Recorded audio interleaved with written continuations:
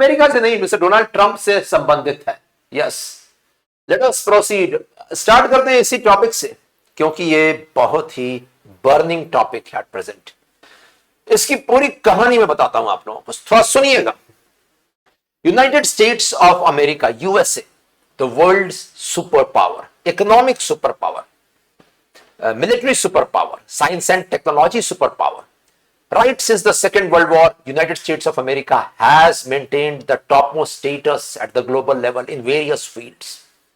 उसके पीछे various reasons हैं। एक पहला रीजन एक स्टेबल पॉलिटिकल सिनारियो है यूएसए में, जो सबसे ज्यादा जरूरी होता है अगर किसी देश को आगे बढ़ना है, तो स्टेबल पॉलिटी।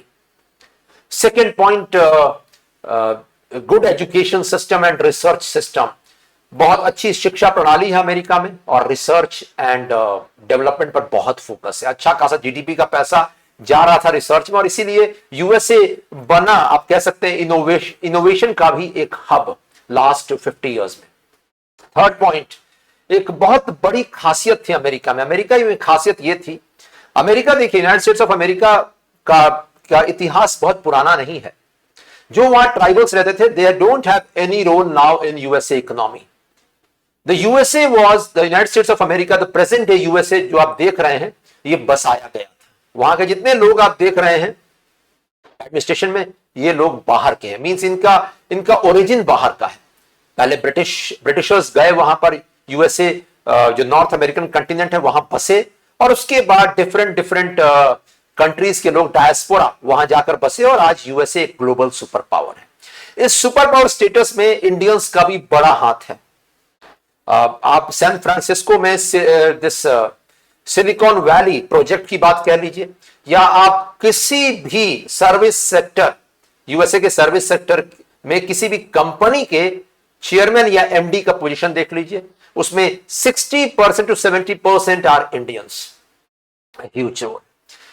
यही यूनाइटेड स्टेट्स ऑफ अमेरिका अपने आप को ग्लोबल सुपर पावर स्टेटस पर रखने के बाद, ये सेकेंड वर्ल्ड वॉर के बाद की स्थिति है।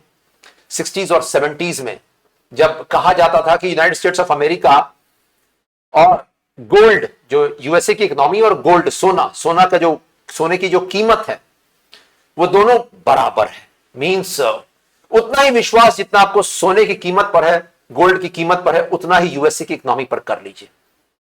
क्योंकि डॉलर की प्रिंटिंग उस समय 1971 तक डॉलर की प्रिंटिंग उतनी ही होती थी जितना गोल्ड वहां पर प्रोक्योर करता था यूएस।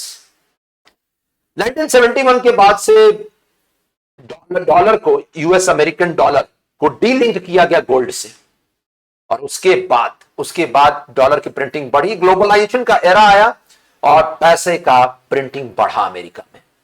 ये पैसे की प्रिंटिंग से बहुत आगे बढ़ा अमेरिका, क्योंकि जब पैसा प्रिंट होता है तो लोगों तक पहुंचता है, और लोगों तक पहुंचता है तो उससे लोग प्रोडक्शन एक्टिविटीज में लगाते हैं, जिसे कहते हैं productive channels, agriculture, industry, trade and commerce, defence.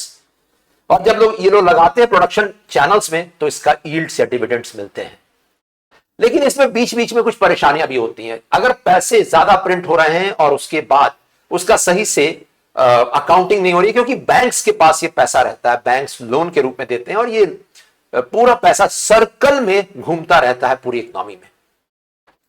तो अगर पैसे का सही से लेन देन ना हुआ, अकाउंटेबिलिटी सेट नहीं की गई, तो कितनी बार पैसा गलत हाथों में पहुंच जाता है, और जब ये गलत हाथों में पहुंचता है तो पैसे को नॉन प्रोडक्टिव चैनल्स में ये लोग लगा देते हैं, गलत जगहों पर, और उसके बाद अर्थव्यवस्था पर कुछ खतरे मंडराने लगते हैं। Dangers over the economy, and US faced these dangers in the last 30-40 years. In 2008 there was a recession. उसके पहले एक 2001-2 के आसपास की बात है, .com बबल भी बर्स्ट किया था।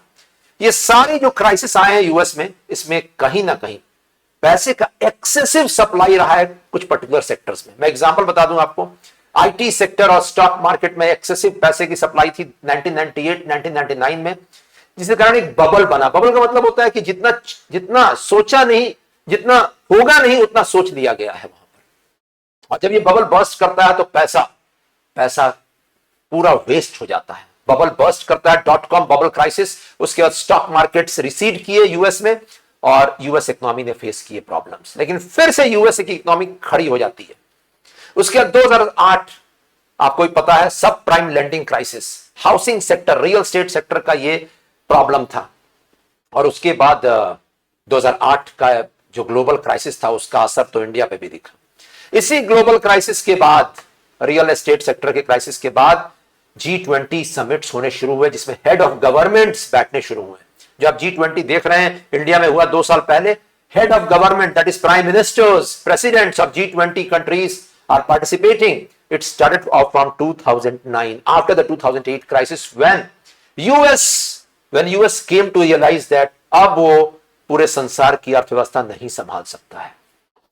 उसे लगने लगा था कि बात हाथ से निकलती चली जा रही है। ये वही दौर था जब चाइना साइलेंटली बिल्डअप कर रहा था अपने आप को। अमेरिका ने भी ये बिल्डअप किया था अपने आप को 100 साल पहले, जब 1865-66 के आसपास अमेरिकन सिविल वॉर के बाद फर्स्ट वर्ल्ड वॉर तक का समय यूएसए की तरफ से एकदम शांत तरीके से बिताया गया। यूएस का कोई नाम नहीं सुनता है इस पूरे 50-60 वर्षों में। बट 1914-15 जब फर्स्ट वर्ल्ड वॉर शुरू हुआ 1914 में, 1916 में जब यूएस एंटर करता है इस वर्ल्ड वॉर 1 में, तब मालूम चलता है यूएस की इकोनॉमी कितनी सुदृढ़ और स्ट्रांग बन चुकी है, रेजिलिएंट बन चुकी है। मोरल यही है दैट इकोनॉमी को रेजिलिएंट और स्ट्रांग बनाना है, अगर अर्थव्यवस्था को सुदृढ़ बनाना है, तो आपको साइलेंटली वर्क करना पड़ेगा देश के अंदर। यही काम चाइना करता है 1995-96 से लेकर 2010-11 तक, और यही 15 साल अमेरिका, ये चाइना को भी चेंज कर देते हैं, कन्वर्ट कर देते हैं। उसके बाद अंततः 2012-13 से अमेरिका को लगने लगता है कि नहीं, मेरे हाथ में पूरी बात नहीं है, पूरे वर्ल्ड की इकोनॉमी नहीं है। उसके बाद अमेरिका, और जैसे किसी को लगता है कि मेरा अब जो सुपर पावर स्टेटस है वो काउंटर होगा, लोग खड़े होंगे, मेरे को पीछे करेंगे, तो ऐसे समय में एक सबसे अच्छा तरीका या रास्ता आता है कि आप पार्टनरशिप्स इनिशिएट कर दीजिए। और पार्टनरशिप इनिशिएट करना शुरू करता अमेरिका इसी के बाद। पार्टनरशिप्स का एक क्लासिकल एग्जांपल डोनाल्ड ट्रंप के फर्स्ट रेजिम में क्वाड या इंडो पैसिफिक का कंसेप्ट था। क्वाड में कितने देश हैं, मुझे 4 देशों के नाम यहां लिख कर बताइए। Yes, good morning everyone, I hope you are getting it. उसके बाद 2016 से 20 के बीच में जब तक डोनाल्ड ट्रंप थे यूएस में, तब तक फर्स्ट रेजिम में, तब तक यूएस की तरफ से कुछ स्टेटमेंट्स आने शुरू हुए, और वही स्टेटमेंट्स थे दैट यूएस की economy, US is not a developed country, US is a developing country और might be a least developing country. We were shocked and surprised to see these statements coming from the president of the most powerful country of the world, that is Mr. Donald Trump. और उसके बाद 2019-20 के आसपास की बात है। 2019-20 के आसपास क्या हुआ, दैट यूएस ने विड्रॉ करने शुरू किए कंसेशंस दूसरे देशों के लिए। कंसेशन का मतलब क्या होता है कि अगर आप अमीर हैं, कोई दूसरा गरीब है, तो आप कुछ ना कुछ उसे बेनिफिट्स देते हैं, unilateral, it's not bilateral, unilateral, क्योंकि वो सामने वाला एक्सपेक्ट भी करता है कि मैं गरीब हूं भाई, आप कुछ तो दे दो मुझे। तो यूरोपियन यूनियन के कंट्रीज और यूएस ने एक कंसेप्ट 1967-8 के पास से ही इनिशिएट किया था, और उस कंसेप्ट को कहते हैं ग्लोबल सिस्टम ऑफ प्रेफरेंसेस। थोड़ा नाम सुनिएगा आप लोग, जीएसपीज, ग्लोबल सिस्टम ऑफ प्रेफरेंसेस, जीएसपीज, ये इनिशिएट किए गए थे। ये यूनिलैटरल कंसेशंस थे। यूनिलैटरल का मतलब क्या होता है कि दूसरे देशों को मिलेगा कंसेशन, अमेरिका को नहीं मिलेगा। फॉर एग्जांपल, अमेरिका ने इंडिया के साथ साइन किया था GSP, global system of preferences, GSP. इसमें यूएस की जितनी गुड्स इंडिया में आ रही थी या सर्विसेज, ट्रेड के तहत हम जितनी चीजें मंगा रहे थे वहां से, उस पर हम टैक्स लगा रहे थे।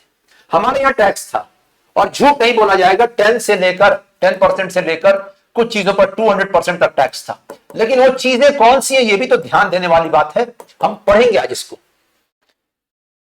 सेम विद यूरोपियन यूनियन, हम टैक्स लगा रहे थे, लेकिन हमारी चीजें जब अमेरिका जा रही थी टैक्स नहीं लग रहा था। अमेरिका में ये चीजें फ्री में जा रही थी, मींस हमारे यहां 100 रुपए की चीज है, अमेरिका में भी 100 रुपए में बिक रही थी, डॉलर में ऑफकोर्स कन्वर्ट करके, क्योंकि अमेरिका कहता था that India, south Asia, Bangladesh, Vietnam, ये सारे कंट्रीज थोड़े पुअर हैं, इन लोगों को हम प्रेफरेंस देंगे। ग्लोबल सिस्टम ऑफ प्रेफरेंसेस, सुन रहे हैं इस शब्द पे तो ध्यान दीजिएगा, प्रेफरेंसेस, ये वर्ड इंपॉर्टेंट है। प्रेफरेंस मतलब किसी को इंपॉर्टेंस देना, सिग्निफिकेंस देना कि हां भाई मैं तुमसे ज्यादा दोस्ती करने के लिए कोशिश कर रहा हूं। बात समझ में आ रही है? तो ये जीएसपी साइन हुए थे। अभी भी यूरोपियन यूनियन के साथ में इंडिया का जीएसपी है कि कितने गुड्स पर, यानी कि इंडिया की चीजें वहां पर बिना टैक्स लगे बिकती हैं। लेकिन यूएस ने 2018 में विड्रॉ किया इंडिया के लिए जीएसपी, और डोनाल्ड ट्रंप ने उस समय कहा इंडिया डेवलप्ड कंट्री है, US a developing country. We were shocked, किसे बात कर रहे हैं ये, मींस तुम डेवलप्ड हो। वी वर लाइक, हमसे बोल रहे हो? यस, एंड मैं developing. It was a shock for us. हमें लगा कि अच्छी बात कह रहे हैं, कि शायद हम लोग राइज कर रहे हैं ग्लोबल लेवल पर। लेकिन अगला शॉकर आना था हमारे लिए, और इसमें शॉक अब्जॉर्बर हमारे पास नहीं था। यूएस ने कहा अगला स्टेप जीएसपी विड्रॉन।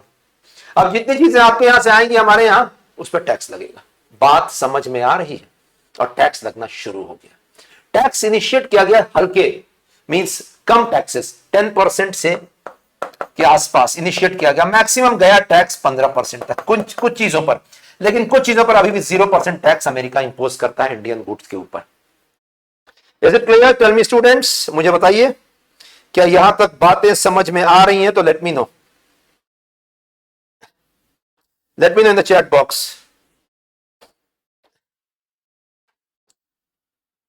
तो ये पूरा कंसेप्ट था उस समय। उसके बाद जोसेफ बाइडेन आते हैं, और देखिए वहां पर यूएस में जो भी डिसीजन है ग्लोबल लेवल के, वो डिपेंड करता है डोमेस्टिक में कौन सी पार्टी है। वहां रिपब्लिकन पार्टी जब भी आती है वो थोड़ी फार राइट कंजर्वेटिव पार्टी है अमेरिका के लिए, वो अमेरिका का इंटरेस्ट ज्यादा देखती है। जब भी डेमोक्रेट्स पार्टी आती है, Democrats, just a minute, phone call is coming, just a minute students, give me 2 minutes।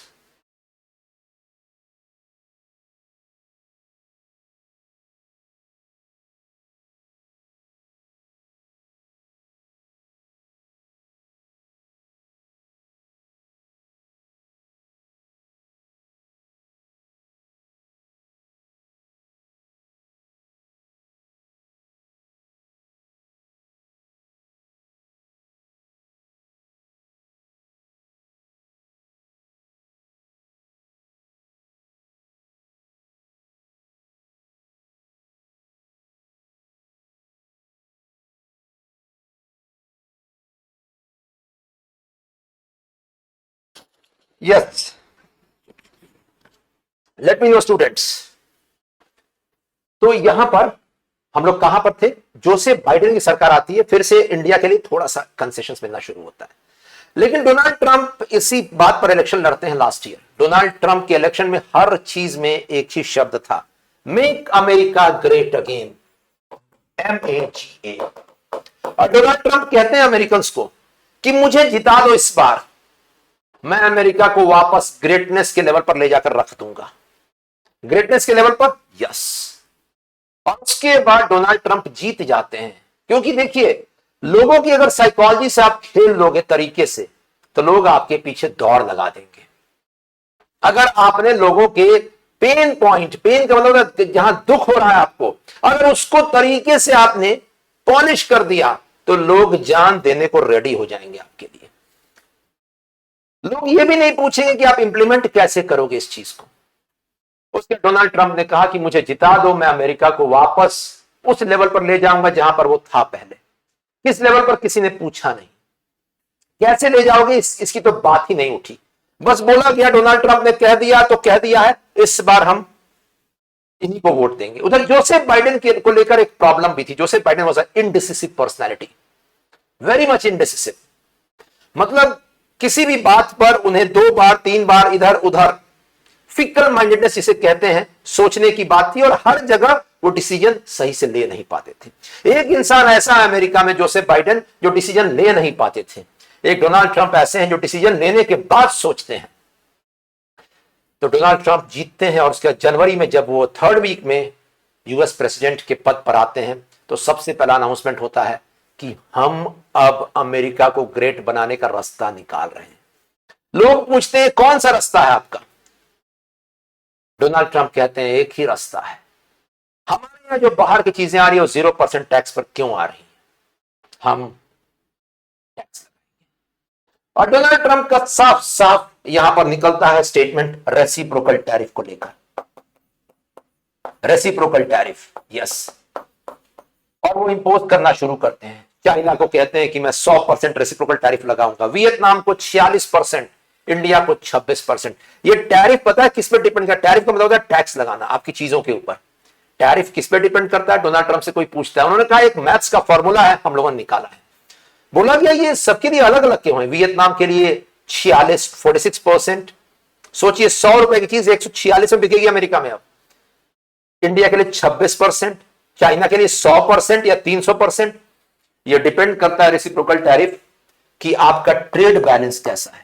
Trade balance का मतलब क्या है स्टूडेंट्स? ट्रेड बैलेंस का मतलब क्या होता है तो ध्यान दीजिएगा। Trade balance is all about कि आप का ट्रेड इंडिया के साथ में, यूएस का ट्रेड इंडिया के साथ में कितना डेफिसिट में रन कर रहा है। डेफिसिट, यस, यानी इंडिया एक्सपोर्ट ज्यादा कर रहा है यूएस को, इंडिया यूएस से इंपोर्ट कम कर रहा है, यानी इंडिया को फायदा है चीजें भेजने में यूएस। चाइना को और ज्यादा फायदा है, वियतनाम को ऐसा ही फायदा है। तो जितना ज्यादा फायदा दूसरे देश को मिल रहा था चीजें भेजने को लेकर, मान लीजिए इंडिया भेज रहा है 500 रुपए की चीज यूएस ओवरऑल एक महीने में, और यूएस भेज रहा है इंडिया में 100 रुपए की चीज, तो किसके पास पॉजिटिव हुआ? इंडिया के पास प्लस 400 रुपीज। इसे कहते हैं अमेरिका के लिए नेगेटिव ट्रेड बैलेंस, कि वो ज्यादा इंपोर्ट कर रहा है, एक्सपोर्ट कम कर रहा है उस देश को। और कितना ज्यादा ये डिफरेंस है, इसी पर टैरिफ लगता है।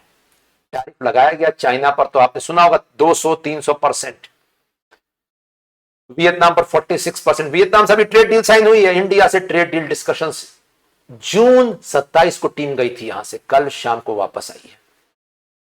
जैसे ये ट्रेड टैरिफ डिक्लेरेशन होता है रेसिप्रोकल टैरिफ को लेकर, पूरे वर्ल्ड की इकोनॉमी ध्वस्त होनी शुरू होती है। पता है क्यों? क्योंकि इसका असर क्या अमेरिका पे पड़ेगा? अमेरिकन पे पड़ेगा, यस। कोई डोनाल्ड ट्रंप से पूछता है आप ये क्यों कदम उठा रहे हैं? डोनाल्ड ट्रंप कहते हैं इसलिए क्योंकि हम चाहते हैं कि अमेरिका में ही चीजें बने। अभी इंडिया से मान लीजिए कोई शूज आ रहे हैं, जितने शूज मैन्युफैक्चरिंग कंपनीज वो इंडिया शिफ्ट कर गए हैं, जूते बनाने वाली कंपनीज। तो डोनाल्ड ट्रंप का कहना था जूते बनाकर वहां से यहां आ रहा है, हम जूते अमेरिका में बनाएंगे। अब ये कंपनीज इंडिया क्यों शिफ्ट किए ये भी सुन लीजिए, ये भी सुन लीजिए क्यों शिफ्ट किए हैं इंडिया या अमेरिका से? सस्ते दामों के लिए। उन्हें कॉस्ट ऑफ प्रोडक्शन लागत बहुत कम लग रही है। यहां जूते बनाने की लागत बड़े बड़े स्पोर्ट्स शूज वाली जो कंपनीज हैं उनको 1000 रुपए लगता है, और वो जूते 10,000 में बिकता है। प्रॉफिट ज्यादा है यहां पर। अमेरिका में जो लेबर है, लेबर कॉस्ट वो बहुत हाई है। आपको 10,000 का लागत ही लगेगा तो आप 20,000 का बेचोगे वहां पर, आपका मार्जिन कम रहेगा वहां पर। ऑल कंपनीज इसीलिए प्रेफर करती हैं वो देश जहां पर लोग थोड़े गरीब हों, उन्हें अपने हिसाब से सैलरी देकर जॉब पर रखा जा सके। और इसके लिए इंडिया हो, वियतनाम हो, बांग्लादेश हो, एथियोपिया हो, China even, they prefer. This is the reason why the companies have shifted to Asia from America. हाँ, बशर्ते वो देश में इकोनॉमी और पॉलिटी स्टेबल रहनी चाहिए, और हमारे यहां इंडिया में ये इकोनॉमी और पॉलिटी स्टेबल है, तो कंपनी शिफ्ट कर चुकी है। अभी कल का न्यूज है, जापान की manufacturing company Suzuki, automobile manufacturing company, वो इंडिया में मैन्युफैक्चर कर रही है और फिर ले जा रही है जापान में सारी गाड़ियों को। आप सोच रहे हैं सबसे बड़ी इंपोर्टर है जापान की, वो कहां मैन्युफैक्चर कर रही है? इंडिया में। ये साफ साफ बता रहा है कि ये कंपनी चीप लेबर के लिए, कि लोगों को कम पैसे में रखा जा सकेगा, इंडिया शिफ्ट कर रहे थे, और फायदा हमें था, एम्प्लॉयमेंट जनरेशन हो रहा था। अमेरिका के स्टेप ने, अमेरिका ने कहा कि हम चाहते हैं कि हमारे यहां अब मैन्युफैक्चरिंग शुरू हो, क्योंकि अब जो 100 रुपए की चीज इंडिया से आ रही है इसको हम बेचेंगे यूएस में 126 रुपए में, तो लोग इसे नहीं खरीदेंगे। अमेरिका के लोग क्या खरीदेंगे? जो मेड इन अमेरिका होगा, 120 रुपए की चीज या 122 रुपए की चीज, वही खरीदेंगे लोग। यही एम था। लेकिन आप बताइए क्या चीजें महंगी हो गई अमेरिकन के लिए? Late me no in the chat box. केवल ये टैक्स लगाने से चीजें महंगी हो गई अमेरिकन के लिए? अमेरिकन का सर्वे किया गया, कब की बात है? मार्च महीने की बात है, इसी मार्च की, आज से 3 महीने पहले। There was a survey, general survey, that how do you find Donald Trump's tax policies, tariff policies? The people were against it. People said यार हमारी चीजें 30% महंगी हो गई हैं, पता ही नहीं चल रहा क्यों महंगी हो रही हैं। लेकिन डोनाल्ड ट्रंप आगे बढ़ते हैं और कहते हैं अब अप्रैल फर्स्ट वीक से लगाया जाता है रेसिप्रोकल टैरिफ, अनाउंस करते हैं। पूरे वर्ल्ड में हाहाकार मचता है, पूरे वर्ल्ड में, क्योंकि ये वही बात हो गई कि मैं भी टैक्स लगाऊंगा, तुम भी टैक्स लगाओ, लड़ते रहेंगे आगे, देश का भला हो या बुरा हम लड़ते रहेंगे एक दूसरे के साथ। यूएस और चाइना का ये पॉलिसी था। कहीं ना कहीं यहां पर ईगोइस्टिक मेंटालिटी भी लीडर्स की आ रही थी, शी जिनपिंग हो या डोनाल्ड ट्रंप हो। उसके डोनाल्ड ट्रंप अचानक से, मैंने कहा ना, डिसीजन ले लेते हैं, उसके बाद वो सोचते हैं, शायद सोचे होंगे एक दिन बाद घर पे बैठकर कि क्या जल्दी ले लिया क्या डिसीजन। उसके डोनाल्ड ट्रंप अनाउंस करते हैं नेक्स्ट डे मॉर्निंग में कि 90 डेज पॉज लगता है टैरिफ के ऊपर। 90 दिन खत्म हो रहे हैं जुलाई 9 तारीख को। उन्होंने परसों कहा कि अब मैं चिट्ठी भेजना शुरू कर रहा हूं उन देशों को जहां पर टैरिफ, जिनके ऊपर टैरिफ कितना लग रहा है, मैं अब मेल भेजना शुरू करूंगा, email I am going to send. चिट्ठी के एकदम फॉर्मल रूप में रहेगा वो, और कंट्री शुड बी रेडी। इसी में वियतनाम, इंडिया, चाइना, ये सारे लोग अमेरिका गए कि चलो आकर बातचीत करते हैं। चाइना और अमेरिका के बीच में ट्रेड डील की बात इंग्लैंड में हो रही थी, मीडिएशन कर रहा था इंग्लैंड। वियतनाम के लोग अमेरिका गए थे, वियतनाम के साथ यूएस की ट्रेड डील साइन हुई। थोड़ा सुनिएगा ये ट्रेड डील के फैक्ट्स क्या हैं, ये ट्रेड डील में क्या क्या साइनिंग अप हुआ। Let me tell you out here how is the session going on. Let me know students in the chat box, मुझे बताइए। आइए देखते हैं थोड़े की facts US Vietnam trade deal के बारे में। सेशन में सब कुछ समझ में आ रहा है, मजा आ रहा है, मुझे बताइए। तो USA Vietnam trade deal sign हुआ है, थोड़ा ध्यान दीजिएगा। यूएसए ने कहा है वियतनाम से कोई भी चीज, मैक्सिमम चीजें जो वियतनाम से आएंगी उस पर 20% टैक्स लगेगा, 20%। थोड़ा सुनिएगा।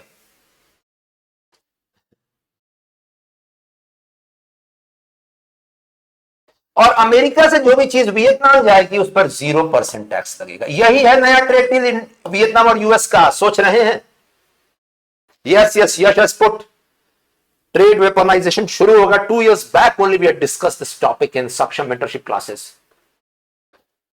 तो देखिए ये ट्रेड डील है यूएस और वियतनाम का। किसको घाटा लग रहा है? वियतनाम को। लेकिन वियतनाम उसमें भी खुश है। पता है क्यों? वियतनाम कह रहा है अमेरिका से जो चीजें बनकर आती है ना हमारे यहां, वो 500 रुपए की मान लीजिए है, हमारे यहां वही चीज 100 रुपए की बन रही है, 200 रुपए की बन रही है। इस पर 20% टैक्स लगाने के बाद भी अमेरिका में ये बिकेगी 300 के नीचे, और अमेरिका में वो चीज 500 की बन रही है। चलेगा मेरे लिए, फिर भी मेरी चीज सस्ती बिकेगी। ये ट्रेड डील साइन हुआ है। वियतनाम पर 46% का टैक्स था, और अगर 46% टैक्स लगता उसको, तब वियतनाम के लिए घाटे का सौदा होता। इन्हीं सब बातों के बीच में हमारी तरफ से भी ट्रेड डील साइन करने के लिए टीम जाती है। मिस्टर राजेश अग्रवाल लीड करते हैं, सीनियर आईएएस में मिनिस्ट्री ऑफ कॉमर्स में वो लीड करते हैं। पीयूष गोयल जी मिनिस्टर हैं, वो भी लीड करते हैं। 2 बार जाते हैं अमेरिका। राजेश गोयल अभी जस्ट कल आए वापस अमेरिका से। डील बात चल रही थी, डील पे बात चल रही थी यूएस इंडिया ट्रेड डील के ऊपर। सुनिएगा, और कहा जा रहा था फाइनल स्टेजेस में है। 48 घंटे में डील आ भी जाएगा। 48 आवर्स में ये बोला गया था कि डील साइन होने वाला है शनिवार तक, यानी आज तक आ जाएगा। आज न्यूज आई, खबर आई है, आइए देखते हैं। न्यूज आया हुआ, खबर आई है। क्या खबर आई है? USTR clears treaty, Trump to take a call. Donald Trump के पास चला गया है ये ट्रीटी साइन होकर, India US bilateral trade agreement. आप कहेगा सर क्या ये सही है ट्रेड डील इंडिया के लिए? और इधर आप देखिए मिस्टर पीयूष गोयल कुछ बोल रहे हैं, सुनिए थोड़ा सा। Mister Piyush Goyal is saying in today's newspapers only, it has come up, 2 minutes यहां पर आया हुआ है। Mister Piyush Goyal is saying कि हम डेडलाइंस नहीं रिस्पेक्ट करेंगे, हमें इंडिया का इंटरेस्ट देखना है, अपने देश का इंटरेस्ट देखना है, डेडलाइंस रिस्पेक्ट नहीं करेंगे। डेडलाइंस मतलब जुलाई 9 के पहले ही करना है, हड़बड़ी में नहीं करेंगे ऐसा कुछ भी। सुनिएगा क्या है ये ट्रेड डील जो इनसाइडर्स बता रहे हैं। मिंट पेपर में ये डिटेल्स आए हुए हैं, आप देख सकते हैं मिंट पेपर का ये न्यूज। इसमें लिखा हुआ है Indian negotiators are seeking the elimination of reciprocal tariff and additional duties on steel, aluminium and auto parts. आइए देखते हैं क्या लिखा हुआ है इसमें, इस पूरे मींस न्यूज में। यूएस इंडिया के बीच में अगर ट्रेड डील सक्सेसफुल रहा, 2 ऑप्शंस हैं। सक्सेसफुल रहा अगर, तो इंडिया से जो भी चीजें अमेरिका जाएंगी उस पर 10% टैक्स लगेगा। सुनिएगा। और वैसा ही कुछ इंडिया के लिए भी, इंडिया में कुछ चीजों पर 0%, कुछ चीजों पर 10%, शायद कुछ पर 15%, अलग अलग। लेकिन यूएस ने कहा है हम 10% टैक्स लगाएंगे आपकी चीजों के ऊपर। अगर ये ट्रेड डील, सबसे बेस्ट केस सिनारियो है, वर्स्ट केस सिनारियो, ये बेस्ट केस सिनारियो है 10%, वर्स्ट केस 20%। 20%, यानी इंडिया से जो भी चीजें अमेरिका जाएंगी 20%। यही गया है डोनाल्ड ट्रंप के पास लेटर कि अब वो डिसाइड करेंगे क्या करना है। लेकिन यहां पर एक कैच है, यहां पर एक प्रॉब्लम है। क्या है प्रॉब्लम, क्या है चैलेंज, पर नोट कीजिएगा। पहला point, agriculture sector. Agriculture sector में अमेरिका बोल रहा है इंडिया को पूरा ओपन अप करो, पूरा ओपन अप करो। डिक्लेयर भी कर दिया डोनाल्ड ट्रंप ने स्टेटमेंट देकर कि we want India to open up the agricultural sector. यानी हमारे यहां का सोयाबीन, मक्का, मेज, गेहूं सब जाए इंडिया में बिकने के लिए। Second point, auto parts. Auto parts को लेकर बहुत ज्यादा ही कुछ प्रॉब्लम चल रहा है। ऑटो पार्ट्स पर यूएस ने कहा है कि हम इस पर बात नहीं मानेंगे, 25% ब्लैंकेट टैरिफ लगाने वाले हैं। ऑटो पार्ट्स, यस, इंडिया की कुछ कंपनीज हैं जो ऑटो पार्ट्स के लिए फेमस हैं। यानी गाड़ियों में जो पार्ट्स लगते हैं उसमें संवर्धन मदरसन इंटरनेशनल लिमिटेड या सोना कॉम्स इंडिया लिमिटेड, सुना होगा आपने, ये सारी कंपनीज हैं, ये सब ऑटो पार्ट्स बनाती हैं। और ऑटोमोबाइल मैन्युफैक्चरर्स के लिए भी ये परेशानी की बात है। इसके अलावा ऑटो पार्ट्स पे 25% टैरिफ लगा रहा है अमेरिका। इसके अलावा तीसरी बात, मेटल्स। अमेरिका का क्या नाम है, मेटल्स, यानी स्टील और एल्यूमिनियम पर टैरिफ लगेगा, कुछ भी कर लो। ये तीन चीजों पर प्रॉब्लम्स चल ही रही हैं। चौथी चीज डोनाल्ड ट्रंप ने जून 17 को डिक्लेयर किया, सुनिएगा। जून 17, the fourth point declared by Donald Trump, pharmaceutical, दवाई वाली कंपनी है।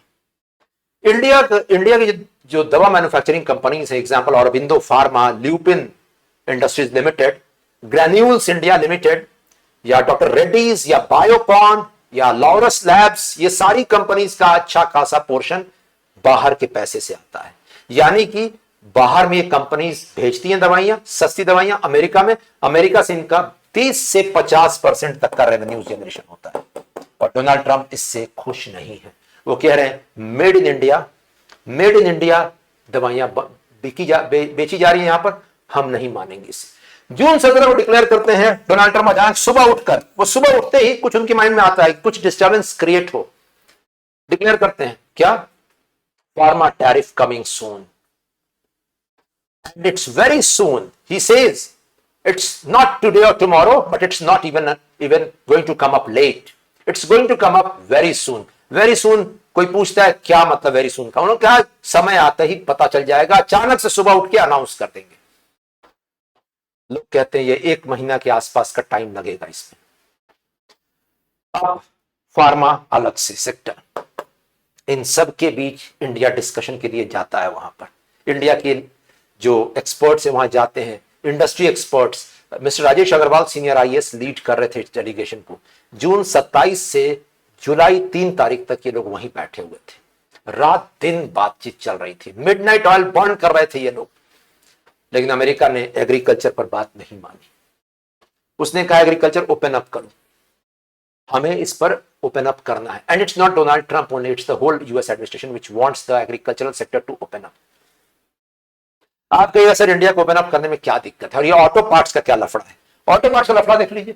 इंडिया ने कल डब्ल्यूटीओ में सबमिट किया एक request. India tells WTO, World Trade organisation, it may levy retaliatory tariff worth $724 million on US imports.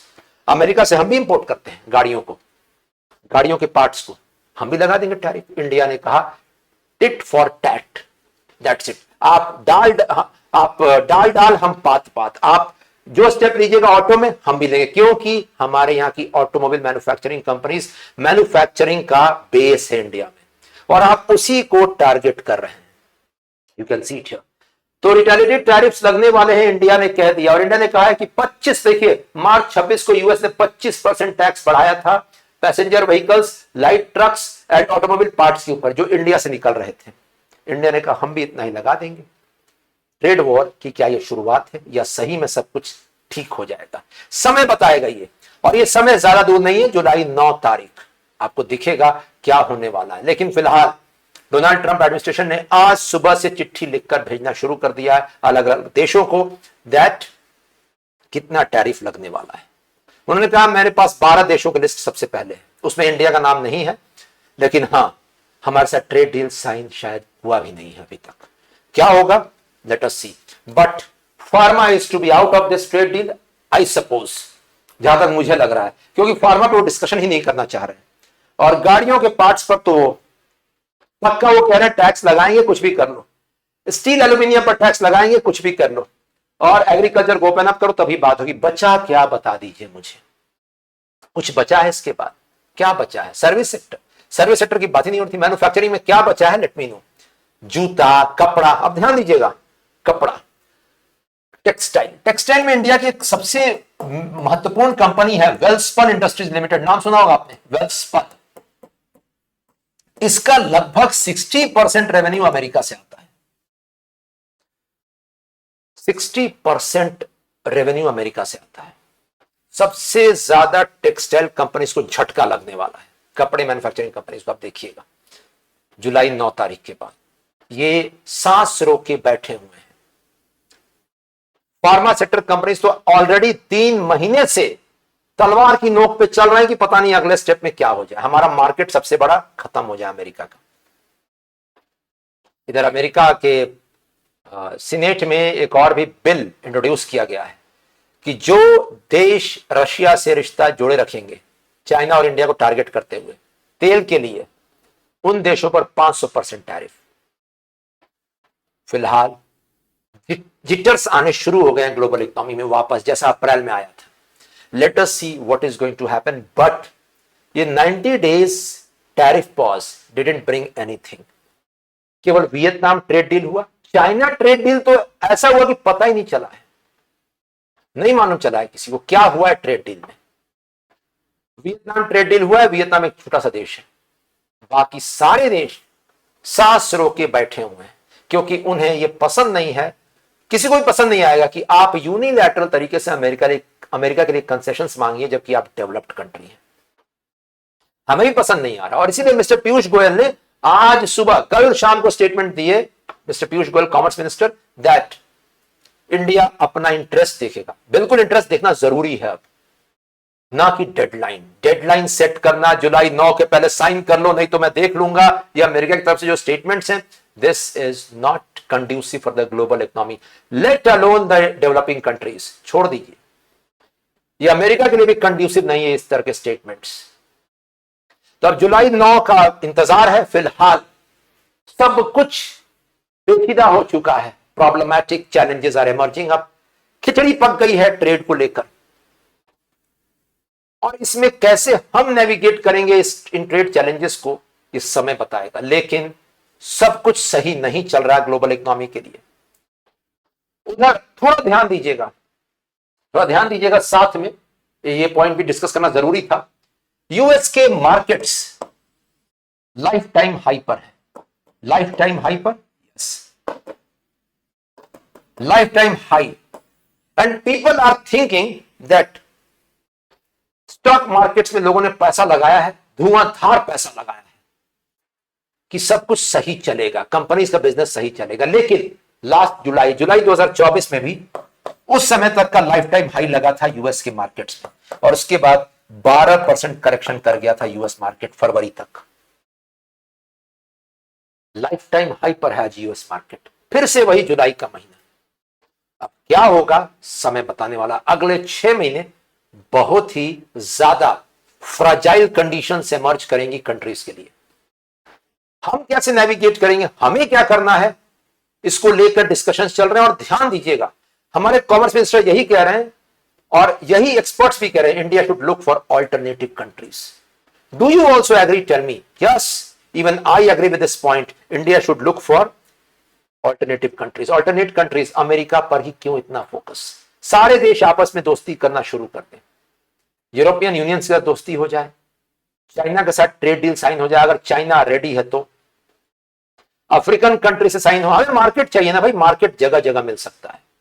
क्यों एक ही देश और क्यों एक ही प्रशासन और क्यों एक ही इंसान मिस्टर डोनाल्ड ट्रंप के लिए हम कितना झुकेंगे, सवाल यही है।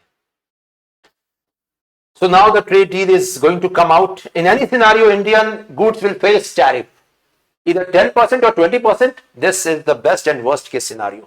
But India should actively look for alternate trade partners.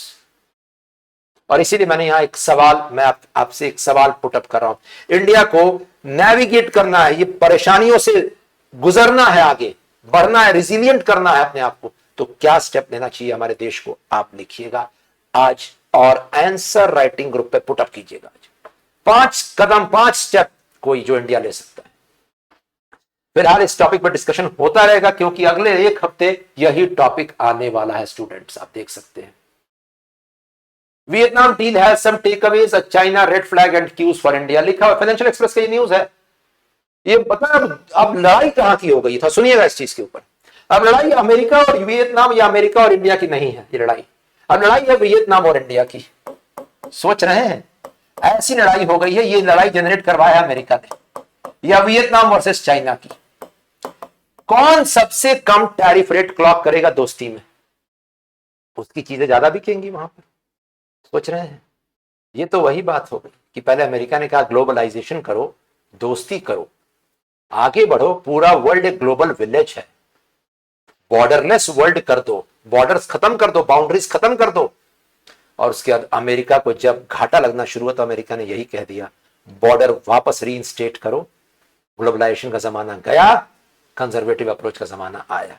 आज वियतनाम, इंडिया, चाइना आपस में कॉन्फ्लिक्ट में है कि किसकी चीजें ज्यादा बिके अमेरिका में। बात इसकी नहीं हो रही है कि कितना टैरिफ लगेगा, बात इसकी हो रही है कि मेरे पर कम टैरिफ लगे आपसे। यही इंडस्ट्री एक्सपर्ट्स कह रहे हैं। ये तो चिंताजनक बात है आज की तारीख में। इसका लेकिन सबसे बड़ा घाटा पता है किसे लगने वाला है, अमेरिका को, सबसे बड़ा घाटा।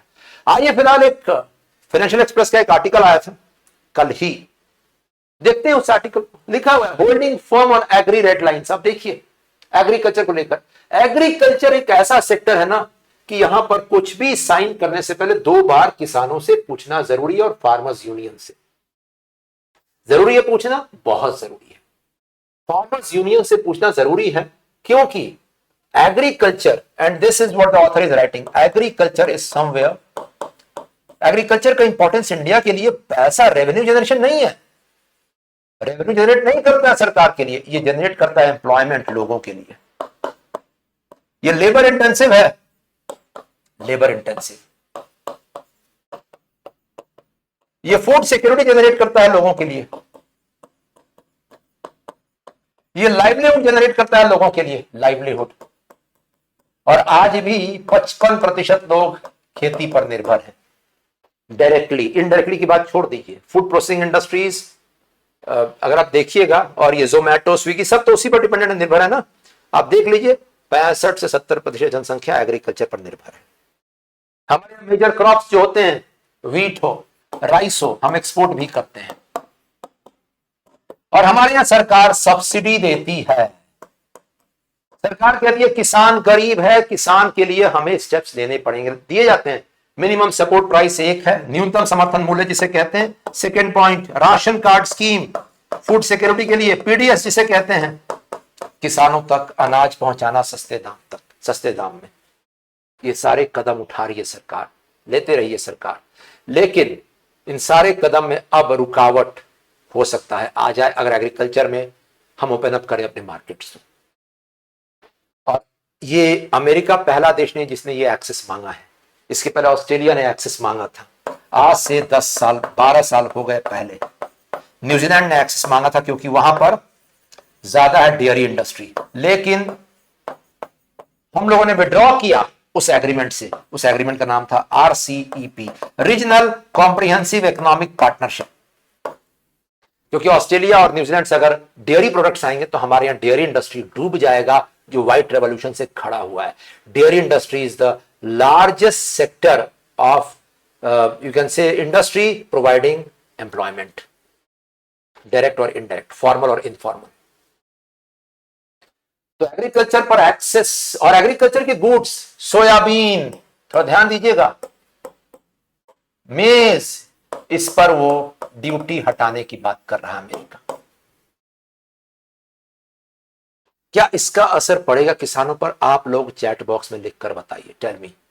इसीलिए हम लोग रेडी नहीं है, और सरकार बिल्कुल अगर ये स्ट्रिक्ट पोजीशन होल्ड किए हुए इसमें तो काबिल तारीफ है। It's the effort should be, the efforts what the government is taking to safeguard the agricultural sector is should be complimented out here, because ये steps हमारे कृषि यानी एग्रीकल्चर सेक्टर को स्ट्रेंथन करेंगे। यही पूरी कहानी है। इसी पर एक आर्टिकल छपा है और ये आर्टिकल बता रहा है, the person out here N Chandramohan, he is writing something out here that India should, the government should ask the farmer unions before signing any trade deals about agriculture. Do you agree the farmer unions are stakeholders in the society? Farmer union, किसान को भी पता रहना चाहिए इस कदम का negative असर क्या पड़ेगा हमारे ऊपर, और इसी को लेकर ये दिख रहे हैं फार्मर यूनियन अपोजिशन कर रहे हैं ट्रेड डील्स को लेकर। इनसे पूछना जरूरी है, इंडिया का ट्रेड डील स्टांस डिफेंसिव रहा है आज तक, डिफेंसिव आज भी है हमारा। हम अभी भी अमेरिका से डरे हुए हैं, हम स्ट्रिक्टली कह ही नहीं पा रहे हैं कि हमें नहीं चाहिए एग्रीकल्चर में ट्रेड डील, नहीं चाहिए, बिल्कुल नहीं चाहिए हमें, क्योंकि यहां एग्रीकल्चर प्रॉफिट मोटिव से नहीं किया जाता है। खेती कोई पैसा कमाने के लिए नहीं करता है, घर चलाने के लिए करता है कोई भी, और वो भी घर नहीं चल पाता है। अमेरिका में खेती होती है, कमर्शलाइज्ड एग्रीकल्चर है, पैसा कमाने के लिए, प्रॉफिट मोटिव के लिए। यही कहानी है यहां पर। अब सवाल यही है, the question naturally is whether India can ink any free trade agreement or interim deal without agriculture being on the table. Let us see. The next week is going to be very challenging for our country, and let us see. ये बहुत बड़ा मुद्दा है। Colonialism का नया रूप इस रूप में आ रहा है, ट्रेड कॉलोनियलिज्म जिसे कहते हैं, कि जब तक हम प्रोग्रेस कर रहे थे तब तक तुम्हारे यहां डंप कर रहे थे गुड्स। जब तुम बढ़ गए हो आगे और तुम एक्सपोर्ट करना शुरू किए तो हम बॉर्डर बंद करेंगे, हमें अमेरिका, हमें यूरोपियन यूनियन, अलग अलग बहाने देकर, कभी टैरिफ देकर, कभी नॉन टैरिफ मेजर्स देकर, हम तुम्हें आगे नहीं बढ़ने देंगे। तुम विकासशील देश हो, तुम विकासशील ही रहो, डेवलपिंग कंट्री ही रहो, तुम्हें आगे बढ़ने का कोई अधिकार ही नहीं है। This is the scenario emerging out here, and the many proponents of this scenario are saying, proponents वो कह रहे हैं कि ये हर देश अपना देखता है, अपना देखता है। सही कर रहा है अमेरिका, सही कर रहा है अमेरिका, तो हमको भी तो सही करना चाहिए अपने लिए। जब हम कुछ ऐसा कदम उठाते हैं टैरिफ का, देखिए डब्ल्यूटीओ में इंडिया ने रिटेलिएटरी टैरिफ्स के लिए डाला है, और इंडिया रूल फॉलो करता है। ध्यान दीजिएगा, India follows the rule of law, इसे याद रखिएगा। कानून बना, कानून के तहत, यहां लिखा हुआ इस न्यूज में, जो ऑटो पार्ट्स पर इंडिया रिटेलिएटरी टैरिफ्स डाल रहा है, रिटेलिएटरी का मतलब होता है जस्ट रिवर्स में, कि जो आप कीजिएगा मैं भी वही करूंगा। इंडिया ने पूरे क्लॉजेस दिए हैं यहां पर, और इंडिया ने यह भी कहा है, हमारे देश ने वहां कहा है डब्ल्यूटीओ में, कि अमेरिका का यह टैरिफ गलत था, वो रूल ऑफ लॉ फॉलो नहीं करता है। तो वो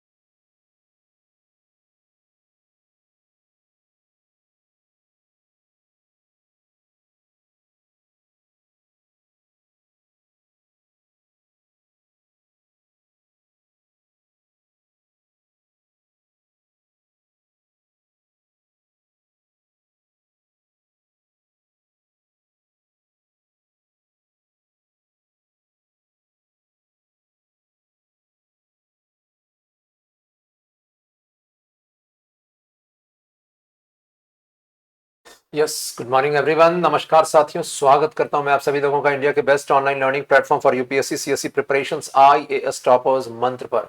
This is Dr. Anurag Singh, an ex-civil servant, and you are watching India's best online learning platform for UPSC preparations.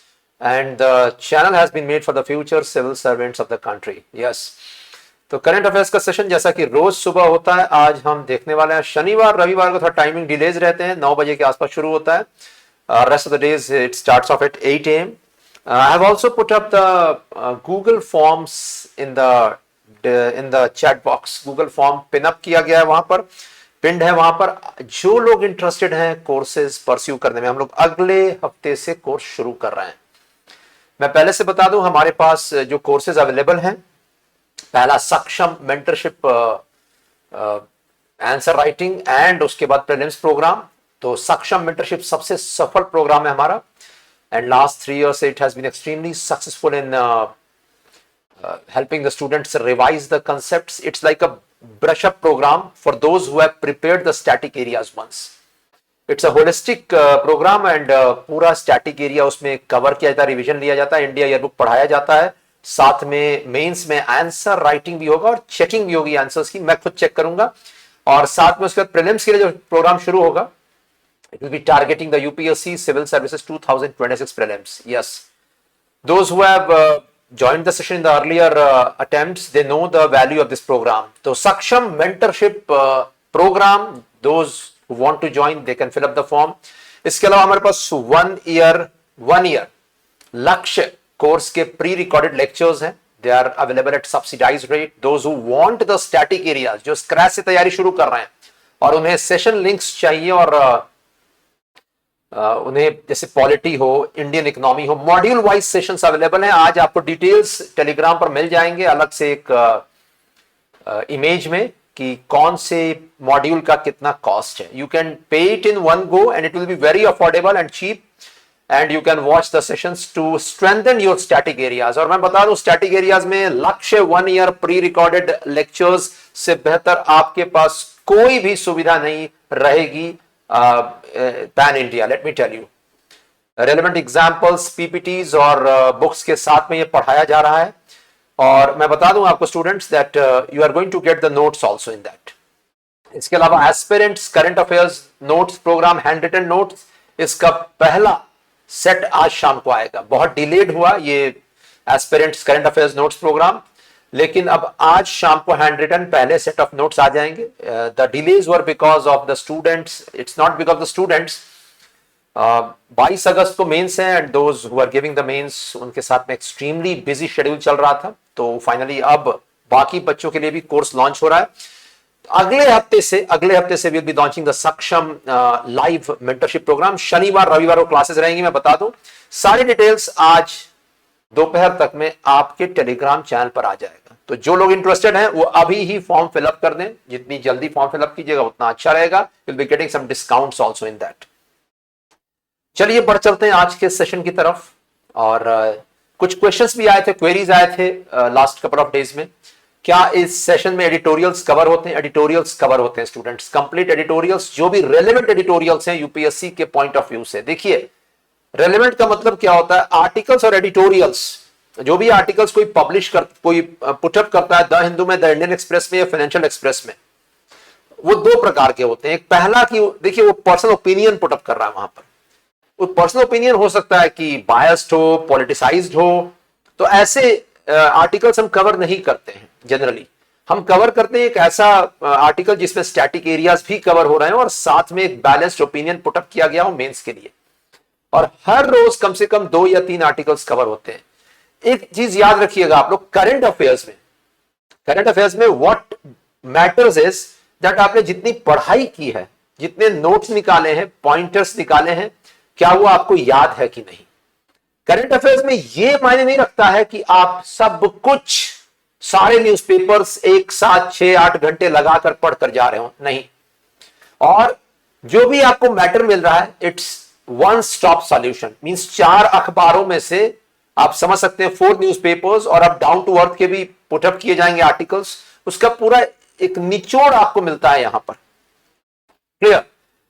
और साथ में मैं बता दूं आपको दैट जहां तक इंग्लिश और हिंदी मीडियम दोनों लैंग्वेज के बच्चों के लिए मैं यहां पुटअप करता हूं। जहां कोई दिक्कत या डिफिकल्टीज आ रही हो, आप मुझे पर्सनली मैसेज कर दीजिए। मेरा मोबाइल नंबर, व्हाट्सएप नंबर है 7038899438। आप देख सकते हैं students, 7038899438। You can WhatsApp me.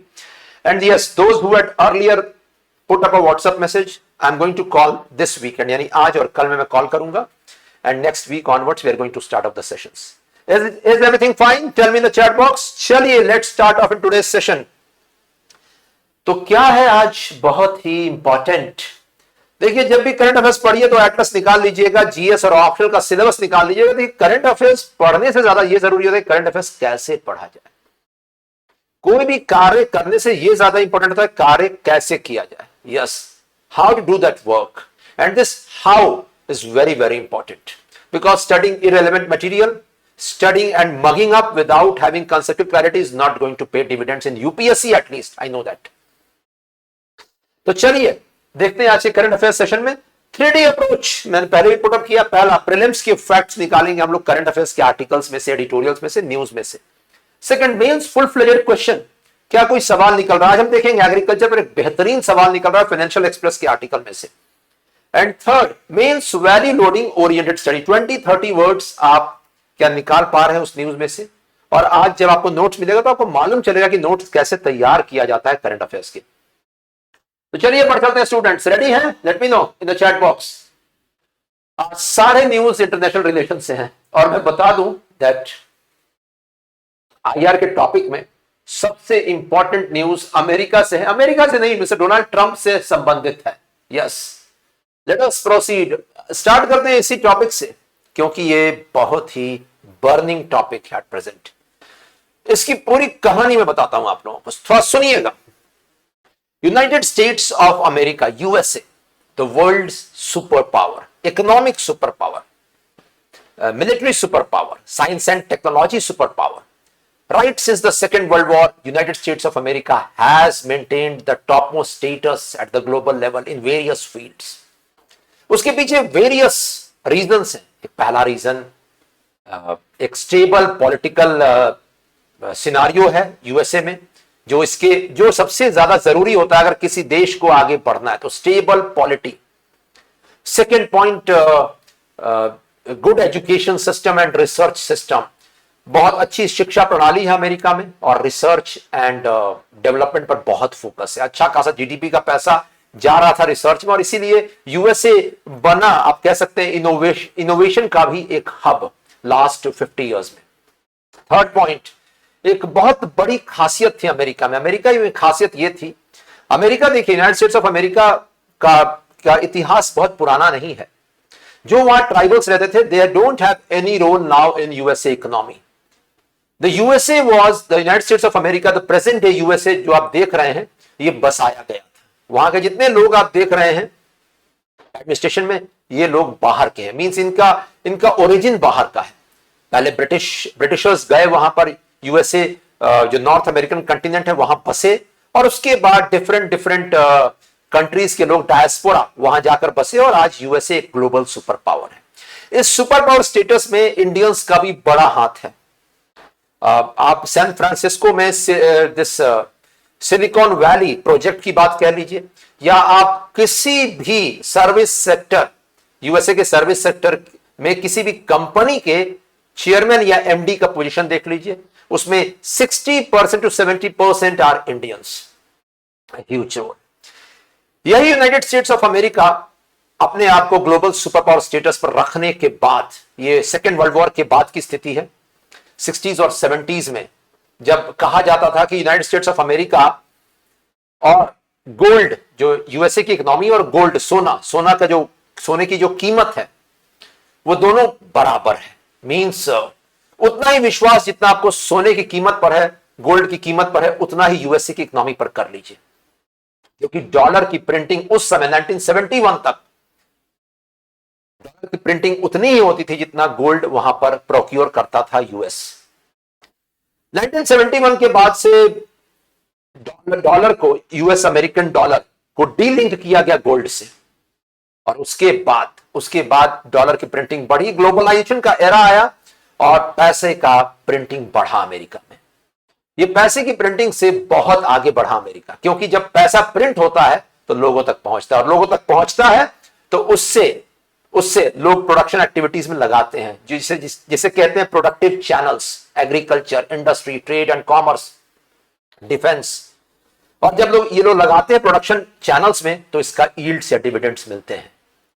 लेकिन इसमें बीच बीच में कुछ परेशानियां भी होती हैं। अगर पैसे ज्यादा प्रिंट हो रहे हैं और उसके बाद उसका सही से अकाउंटिंग नहीं हो रही, क्योंकि बैंक्स के पास ये पैसा रहता है, बैंक्स लोन के रूप में देते हैं, और ये पूरा पैसा सर्कल में घूमता रहता है पूरी इकोनॉमी में।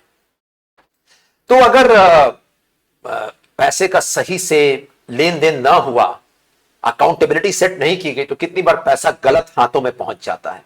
और जब ये गलत हाथों में पहुंचता है तो पैसे को नॉन प्रोडक्टिव चैनल्स में ये लोग लगा देते हैं, गलत जगहों पर, और उसके बाद अर्थव्यवस्था पर कुछ खतरे मंडराने लगते हैं, dangers over the economy. And US face these dangers in the last 30-40 years. In 2008 there was a recession. उसके पहले एक 2001-2 के आसपास की बात है, .com बबल भी बर्स्ट किया था। ये सारी जो क्राइसिस आए हैं यूएस में, इसमें कहीं ना कहीं पैसे का एक्सेसिव सप्लाई रहा है कुछ पर्टिकुलर सेक्टर्स में। मैं एग्जांपल बता दूं आपको, आईटी सेक्टर और स्टॉक मार्केट में एक्सेसिव पैसे की सप्लाई थी 1998-1999 में, जिसके कारण एक बबल बना। बबल का मतलब होता है कि जितना सोचा नहीं, जितना होगा नहीं, उतना सोच लिया गया है वहां पर। और जब ये बबल बर्स्ट करता है तो पैसा पूरा वेस्ट हो जाता है। बबल बर्स्ट करता है, .com बबल क्राइसिस, उसके बाद स्टॉक मार्केट्स रिसीड किए यूएस में, और यूएस इकोनॉमी ने फेस किए प्रॉब्लम्स। लेकिन फिर से यूएस की इकोनॉमी खड़ी हो जाती है।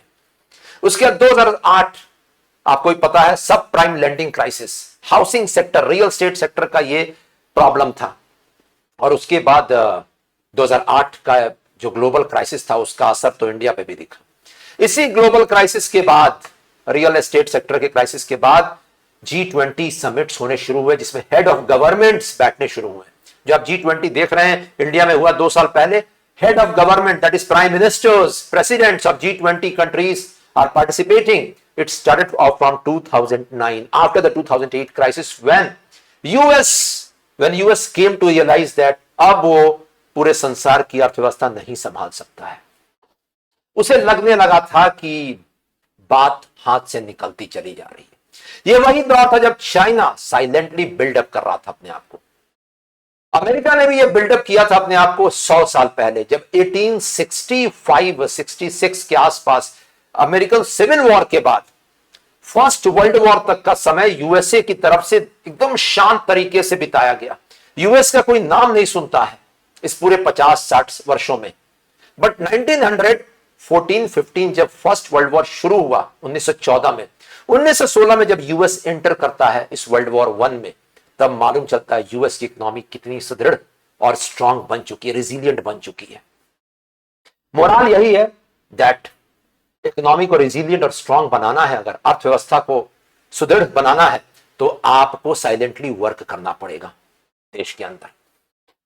यही काम चाइना करता है 1995-96 से लेकर 2010-11 तक, और यही 15 साल अमेरिका, ये चाइना को भी चेंज कर देते हैं, कन्वर्ट कर देते हैं। उसके बाद अंततः 2012-13 से अमेरिका को लगने लगता है कि नहीं, मेरे हाथ में पूरी बात नहीं है, पूरे वर्ल्ड की इकोनॉमी नहीं है। उसके बाद अमेरिका, और जैसे किसी को लगता है कि मेरा अब जो सुपर पावर स्टेटस है वो काउंटर होगा, लोग खड़े होंगे, मेरे को पीछे करेंगे, तो ऐसे समय में एक सबसे अच्छा तरीका या रास्ता आता है कि आप पार्टनरशिप्स इनिशिएट कर दीजिए।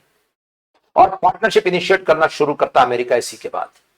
पार्टनरशिप्स का एक क्लासिकल एग्जांपल डोनाल्ड ट्रंप के फर्स्ट रेजिम में क्वाड या इंडो पैसिफिक का कंसेप्ट था।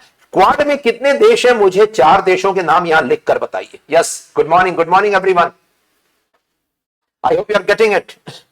उसके बाद 2016 से 20 के बीच में, जब तक डोनाल्ड ट्रंप थे यूएस में, तब तक फर्स्ट रेजिम में, तब तक यूएस की तरफ से कुछ स्टेटमेंट्स आने शुरू हुए, और वही स्टेटमेंट्स थे दैट यूएस की economy, US is not a developed country, US is a developing country, और might be a least developing country. We were shocked and surprised to see these statements coming from the president of the most powerful country of the world, that is Mr. Donald Trump. और उसके बाद 2019-20 के आसपास की बात है। 2019-20 के आसपास क्या हुआ, दैट यूएस ने विड्रॉ करने शुरू किए कंसेशंस दूसरे देशों के लिए। कंसेशन का मतलब क्या होता है कि अगर आप अमीर हैं, कोई दूसरा गरीब है, तो आप कुछ ना कुछ उसे बेनिफिट्स देते हैं, unilateral, it's not bilateral, unilateral, क्योंकि वो सामने वाला एक्सपेक्ट भी करता है कि मैं गरीब हूं भाई, आप कुछ तो दे दो मुझे।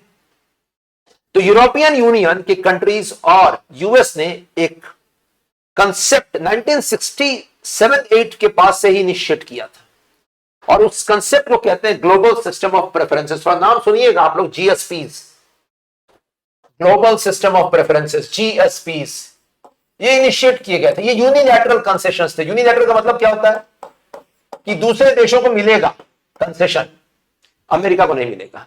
फॉर एग्जाम्पल, अमेरिका ने इंडिया के साथ साइन किया था GSP, global system of preferences, GSP.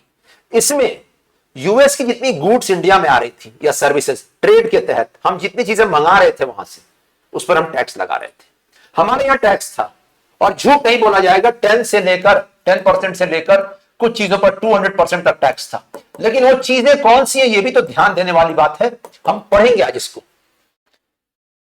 Same with European union, हम टैक्स लगा रहे थे, लेकिन हमारी चीजें जब अमेरिका जा रही थी टैक्स नहीं लग रहा था। अमेरिका में ये चीजें फ्री में जा रही थी, मींस हमारे यहां 100 रुपए की चीज है, अमेरिका में भी 100 रुपए में बिक रही थी, डॉलर में ऑफ कोर्स कन्वर्ट करके, क्योंकि अमेरिका कहता था that India, south Asia, Bangladesh, Vietnam, ये सारे कंट्रीज थोड़े पुअर हैं, इन लोगों को हम प्रेफरेंस देंगे। ग्लोबल सिस्टम ऑफ प्रेफरेंसेस, सुन रहे हैं इस शब्द पे तो ध्यान दीजिएगा, प्रेफरेंसेस, ये वर्ड इंपॉर्टेंट है। प्रेफरेंस मतलब किसी को इंपॉर्टेंस देना, सिग्निफिकेंस देना कि हां भाई मैं तुमसे ज्यादा दोस्ती करने के लिए कोशिश कर रहा हूं। बात समझ में आ रही है? तो ये जीएसपी साइन हुए थे। अभी भी यूरोपियन यूनियन के साथ में इंडिया का जीएसपी है कि कितने गुड्स पर, यानी कि इंडिया की चीजें वहां पर बिना टैक्स लगे बिकती हैं। लेकिन यूएस ने 2018 में विड्रॉ किया इंडिया के लिए जीएसपी, और डोनाल्ड ट्रंप ने उस समय कहा इंडिया डेवलप्ड कंट्री है, US a developing country. We were shocked, किसे बात कर रहे हैं ये, मींस तुम डेवलप्ड हो। वी वर लाइक, हमसे बोल रहे हो? यस, एंड मैं developing. It was a shock for us. हमें लगा कि अच्छी बात कह रहे हैं, कि शायद हम लोग राइज कर रहे हैं ग्लोबल लेवल पर। लेकिन अगला शॉकर आना था हमारे लिए, और इसमें शॉक अब्जॉर्बर हमारे पास नहीं था। यूएस ने कहा अगला स्टेप जीएसपी विड्रॉन। अब जितनी चीजें आपके यहां से आएंगी हमारे यहां, उस पर टैक्स लगेगा। बात समझ में आ रही है? और टैक्स लगना शुरू हो गया। टैक्स इनिशिएट किया गया हल्के, मींस कम टैक्सेस, 10% से के आसपास इनिशिएट किया गया। मैक्सिमम गया टैक्स 15% तक कुछ चीजों पर, लेकिन कुछ चीजों पर अभी भी 0% टैक्स अमेरिका इंपोज करता है इंडियन गुड्स के ऊपर। Is it clear? Tell me students, मुझे बताइए क्या यहां तक बातें समझ में आ रही हैं? तो late me no in the chat box.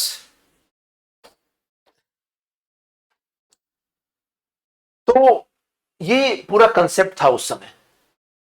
उसके बाद जोसेफ बाइडेन आते हैं, और देखिए वहां पर यूएस में जो भी डिसीजन है ग्लोबल लेवल के, वो डिपेंड करता है डोमेस्टिक में कौन सी पार्टी है। वहां रिपब्लिकन पार्टी जब भी आती है, वो थोड़ी फार राइट कंजर्वेटिव पार्टी है अमेरिका के लिए, वो अमेरिका का इंटरेस्ट ज्यादा देखती है। जब भी डेमोक्रेट्स पार्टी आती है, Democrats, just a minute, phone call is coming, just a minute students, give me 2 minutes।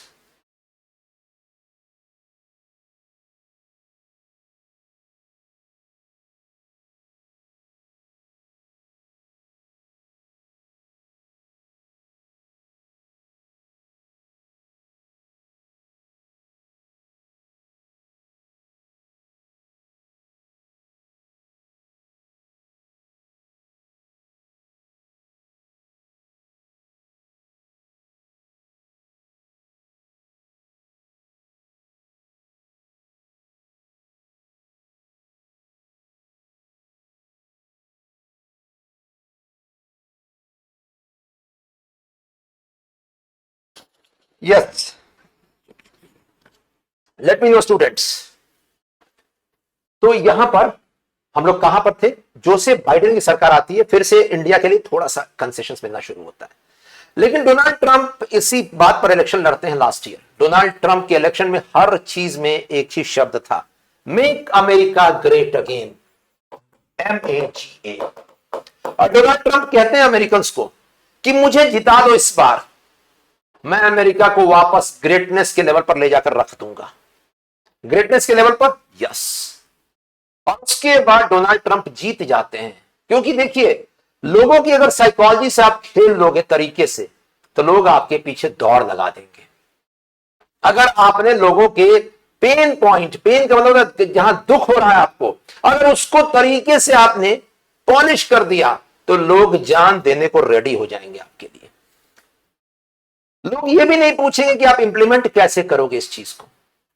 उसके डोनाल्ड ट्रंप ने कहा कि मुझे जिता दो, मैं अमेरिका को वापस उस लेवल पर ले जाऊंगा जहां पर वो था पहले। किस लेवल पर किसी ने पूछा नहीं। कैसे ले जाओगे इसकी तो बात ही नहीं उठी। बस बोला गया, डोनाल्ड ट्रंप ने कह दिया तो कह दिया है, इस बार हम इन्हीं को वोट देंगे। उधर जोसेफ बाइडेन को लेकर एक प्रॉब्लम भी थी। Joseph Biden was a indecisive personality, very much indecisive. मतलब किसी भी बात पर उन्हें 2 बार 3 बार इधर उधर, फिकल माइंडेडनेस जिसे कहते हैं, सोचने की बात थी, और हर जगह वो डिसीजन सही से ले नहीं पाते थे। एक इंसान ऐसा है अमेरिका में, जोसेफ बाइडेन, जो डिसीजन ले नहीं पाते थे। एक डोनाल्ड ट्रंप ऐसे हैं जो डिसीजन लेने के बाद सोचते हैं। तो डोनाल्ड ट्रंप जीतते हैं, और उसके जनवरी में जब वो 3rd वीक में यूएस प्रेसिडेंट के पद पर आते हैं, तो सबसे पहला अनाउंसमेंट होता है कि हम अब अमेरिका को ग्रेट बनाने का रास्ता निकाल रहे हैं। लोग पूछते हैं कौन सा रास्ता है आपका? डोनाल्ड ट्रंप कहते हैं एक ही रास्ता है। हमारे यहां जो बाहर की चीजें आ रही है वो 0% टैक्स पर क्यों आ रही है? हम टैक्स लगाएंगे। और डोनाल्ड ट्रंप का साफ साफ यहां पर निकलता है स्टेटमेंट रेसिप्रोकल टैरिफ को लेकर। Reciprocal tariff, yes.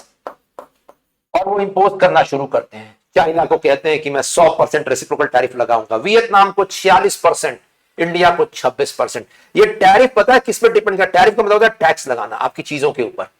टैरिफ किस पे डिपेंड करता है? डोनाल्ड ट्रंप से कोई पूछता है, उन्होंने कहा एक मैथ्स का फॉर्मूला है, हम लोगों ने निकाला है। बोला गया ये सबके लिए अलग अलग क्यों है? वियतनाम के लिए 46 सोचिए 100 रुपए की चीज 146 में बिकेगी अमेरिका में अब। इंडिया के लिए 26%, चाइना के लिए 100% या 300%। यह डिपेंड करता है रेसिप्रोकल टैरिफ कि आपका ट्रेड बैलेंस कैसा है। ट्रेड बैलेंस का मतलब क्या है स्टूडेंट्स? ट्रेड बैलेंस का मतलब क्या होता है, तो ध्यान दीजिएगा। Trade balance is all about कि आपका ट्रेड इंडिया के साथ में, यूएस का ट्रेड इंडिया के साथ में कितना डेफिसिट में रन कर रहा है। Deficit, yes.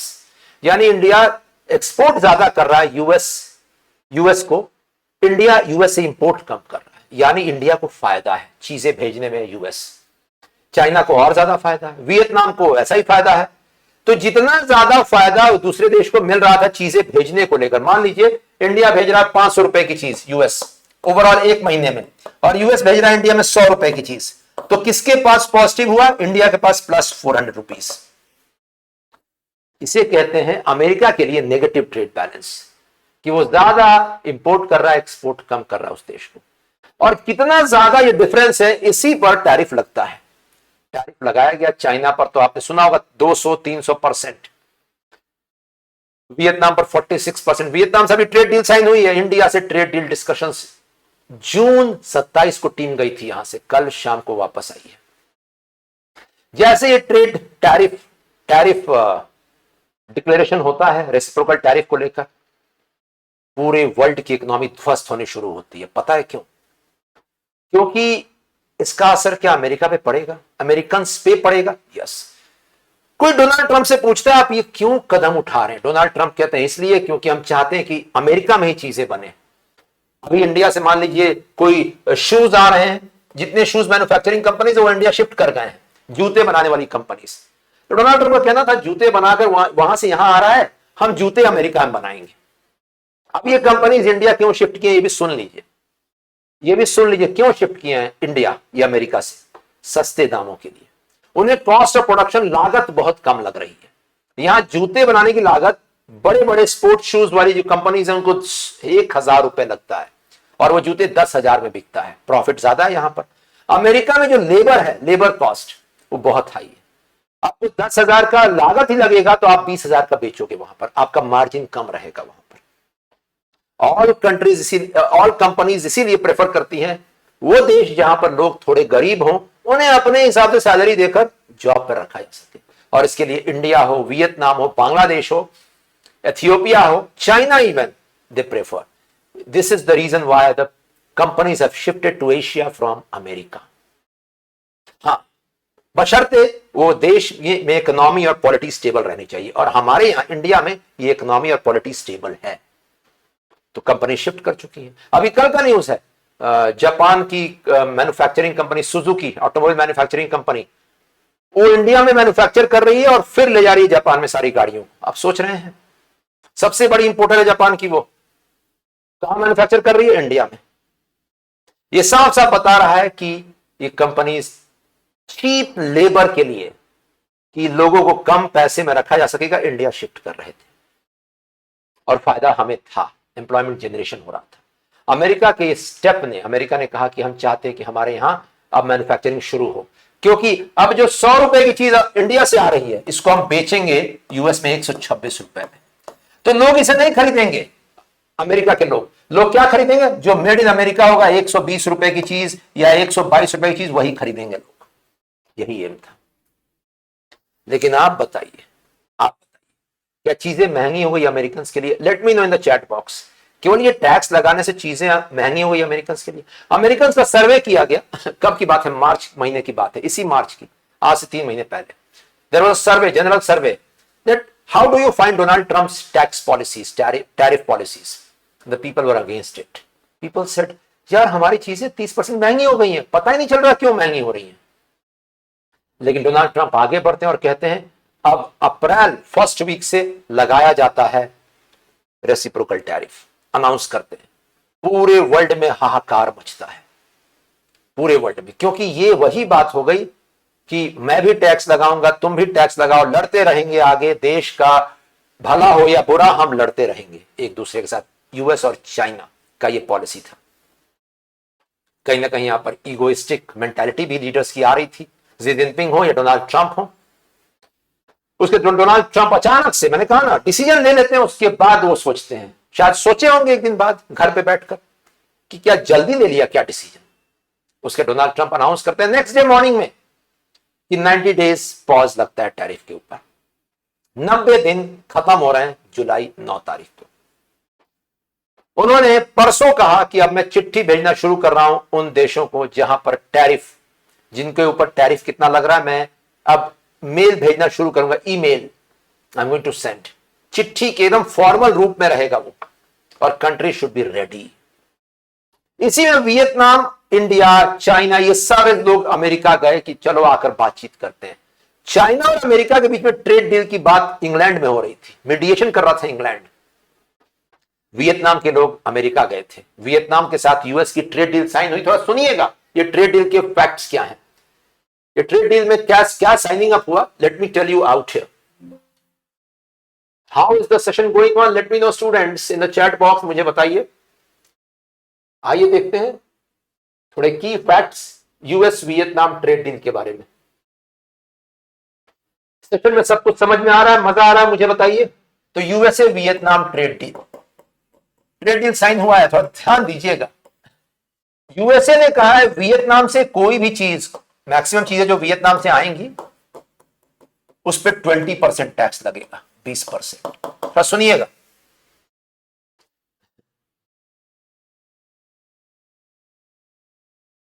और अमेरिका से जो भी चीज वियतनाम जाएगी उस पर 0% टैक्स लगेगा. यही है नया ट्रेड डील वियतनाम और यूएस का. सोच रहे हैं?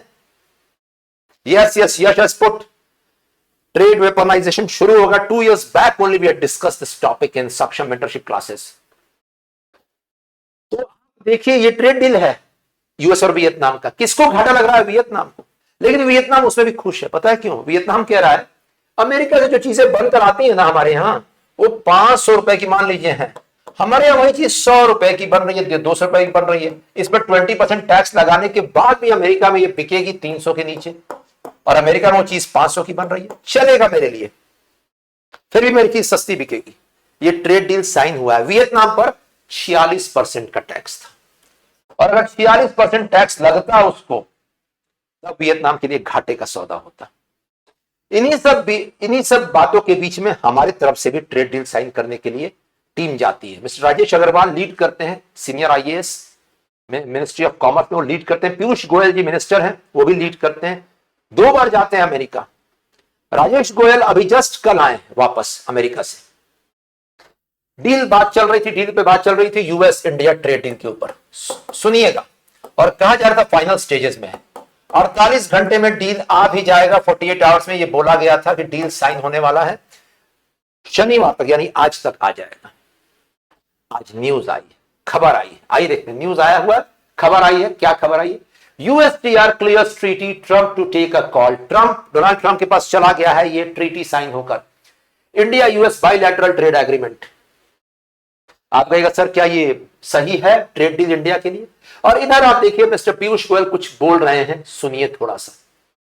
Mister Piyush Goyal is saying in today's newspapers only, it has come up, 2 minutes यहां पर आया हुआ है। Mister Piyush Goyal is saying कि हम डेडलाइंस नहीं रिस्पेक्ट करेंगे, हमें इंडिया का इंटरेस्ट देखना है, अपने देश का इंटरेस्ट देखना है, डेडलाइंस रिस्पेक्ट नहीं करेंगे। डेडलाइंस मतलब जुलाई 9 के पहले ही करना है, हड़बड़ी में नहीं करेंगे ऐसा कुछ भी। सुनिएगा क्या है ये ट्रेड डील जो इनसाइडर्स बता रहे हैं। मिंट पेपर में ये डिटेल्स आए हुए हैं, आप देख सकते हैं मिंट पेपर का ये न्यूज। इसमें लिखा हुआ Indian negotiators are seeking the elimination of reciprocal tariff and additional duties on steel, aluminium and auto parts. आइए देखते हैं क्या लिखा हुआ इसमें, इस पूरे मींस न्यूज में। यूएस और इंडिया के बीच में अगर ट्रेड डील सक्सेसफुल रहा, 2 ऑप्शंस हैं, सक्सेसफुल रहा अगर, तो इंडिया से जो भी चीजें अमेरिका जाएंगी उस पर 10% टैक्स लगेगा, सुनिएगा। और वैसा ही कुछ इंडिया के लिए भी, इंडिया में कुछ चीजों पर 0%, कुछ चीजों पर 10%, शायद कुछ पर 15%, अलग अलग। लेकिन यूएस ने कहा है हम 10% टैक्स लगाएंगे आपकी चीजों के ऊपर। अगर ये ट्रेड डील, सबसे बेस्ट केस सिनारियो है, वर्स्ट केस सिनारियो, ये बेस्ट केस सिनारियो है 10%, वर्स्ट केस 20%, 20%, यानी इंडिया से जो भी चीजें अमेरिका जाएंगी 20%। यही गया है डोनाल्ड ट्रंप के पास लेटर कि अब वो डिसाइड करेंगे क्या करना है। लेकिन यहां पर एक कैच है, यहां पर एक प्रॉब्लम है। क्या है प्रॉब्लम, क्या है चैलेंज, पर नोट कीजिएगा। पहला point, agriculture sector. Agriculture sector में अमेरिका बोल रहा है इंडिया को पूरा ओपन अप करो, पूरा ओपन अप करो। डिक्लेयर भी कर दिया डोनाल्ड ट्रंप ने स्टेटमेंट देकर कि we want India to open up the agricultural sector, यानी हमारे यहां का सोयाबीन, मक्का, मेज, गेहूं सब जाए इंडिया में बिकने के लिए। Second point, auto parts. Auto parts, auto parts को लेकर बहुत ज्यादा ही कुछ प्रॉब्लम चल रहा है। ऑटो पार्ट्स पर यूएस ने कहा है कि हम इस पर बात नहीं मानेंगे, 25% ब्लैंकेट टैरिफ लगाने वाले हैं। ऑटो पार्ट्स, यस, इंडिया की कुछ कंपनीज हैं जो ऑटो पार्ट्स के लिए फेमस हैं, यानी गाड़ियों में जो पार्ट्स लगते हैं उसमें संवर्धन मदरसन इंटरनेशनल लिमिटेड या सोना कॉम्स इंडिया लिमिटेड, सुना होगा आपने, ये सारी कंपनीज हैं, ये सब ऑटो पार्ट्स बनाती हैं। ऑटोमोबाइल मैन्युफैक्चरर्स के लिए भी ये परेशानी की बात है। इसके अलावा ऑटो पार्ट्स पे 25% टैरिफ लगा रहा है अमेरिका। इसके अलावा तीसरी बात, मेटल्स। अमेरिका का क्या नाम है, मेटल्स, यानी स्टील और एल्यूमिनियम पर टैरिफ लगेगा, कुछ भी कर लो। ये 3 चीजों पर प्रॉब्लम्स चल ही रही हैं। चौथी चीज डोनाल्ड ट्रंप ने जून 17 को डिक्लेयर किया, सुनिएगा। जून 17, the 4th point declared by Donald Trump, pharmaceutical, दवाई वाली कंपनी है। इंडिया की जो दवा मैन्युफैक्चरिंग कंपनीज है, example Aurobindo pharma, lupin industries limited, granules India limited, या डॉक्टर रेड्डीज, या बायोकॉन, या लॉरस लैब्स, ये सारी कंपनीज का अच्छा खासा पोर्शन बाहर के पैसे से आता है। यानी कि बाहर में ये कंपनीज भेजती हैं दवाइयां, सस्ती दवाइयां अमेरिका में, अमेरिका से इनका 30 से 50% तक का रेवेन्यू जनरेशन होता है। और डोनाल्ड ट्रंप इससे खुश नहीं है। वो कह रहे हैं मेड इन इंडिया दवाइयां बेची जा रही है, यहां पर हम नहीं मानेंगे इसे। जून 17 को डिक्लेयर करते हैं डोनाल्ड ट्रंप, अचानक सुबह उठकर, वो सुबह उठते ही कुछ उनके माइंड में आता है, कुछ डिस्टर्बेंस क्रिएट हो, डिक्लेयर करते हैं क्या, pharma tariff coming soon, and it's very soon, he says It's not today or tomorrow, but it's not even going to come up late. It's going to come up very soon. Very soon. कोई पूछता है क्या मतलब very soon का, उन्होंने कहा समय आते ही पता चल जाएगा, अचानक से सुबह उठ के अनाउंस कर देंगे। लोग कहते हैं ये 1 महीना के आसपास का टाइम लगेगा इसमें। अब फार्मा अलग से सेक्टर, इन सब के बीच इंडिया डिस्कशन के लिए जाता है। वहां पर इंडिया के जो एक्सपर्ट्स हैं वहां जाते हैं, industry experts. Mister Rajesh Agarwal senior IAS lead कर रहे थे इस डेलीगेशन को। जून 27 से जुलाई 3 तारीख तक ये लोग वहीं बैठे हुए थे, रात दिन बातचीत चल रही थी, मिडनाइट ऑयल बर्न कर रहे थे ये लोग। लेकिन अमेरिका ने एग्रीकल्चर पर बात नहीं मानी।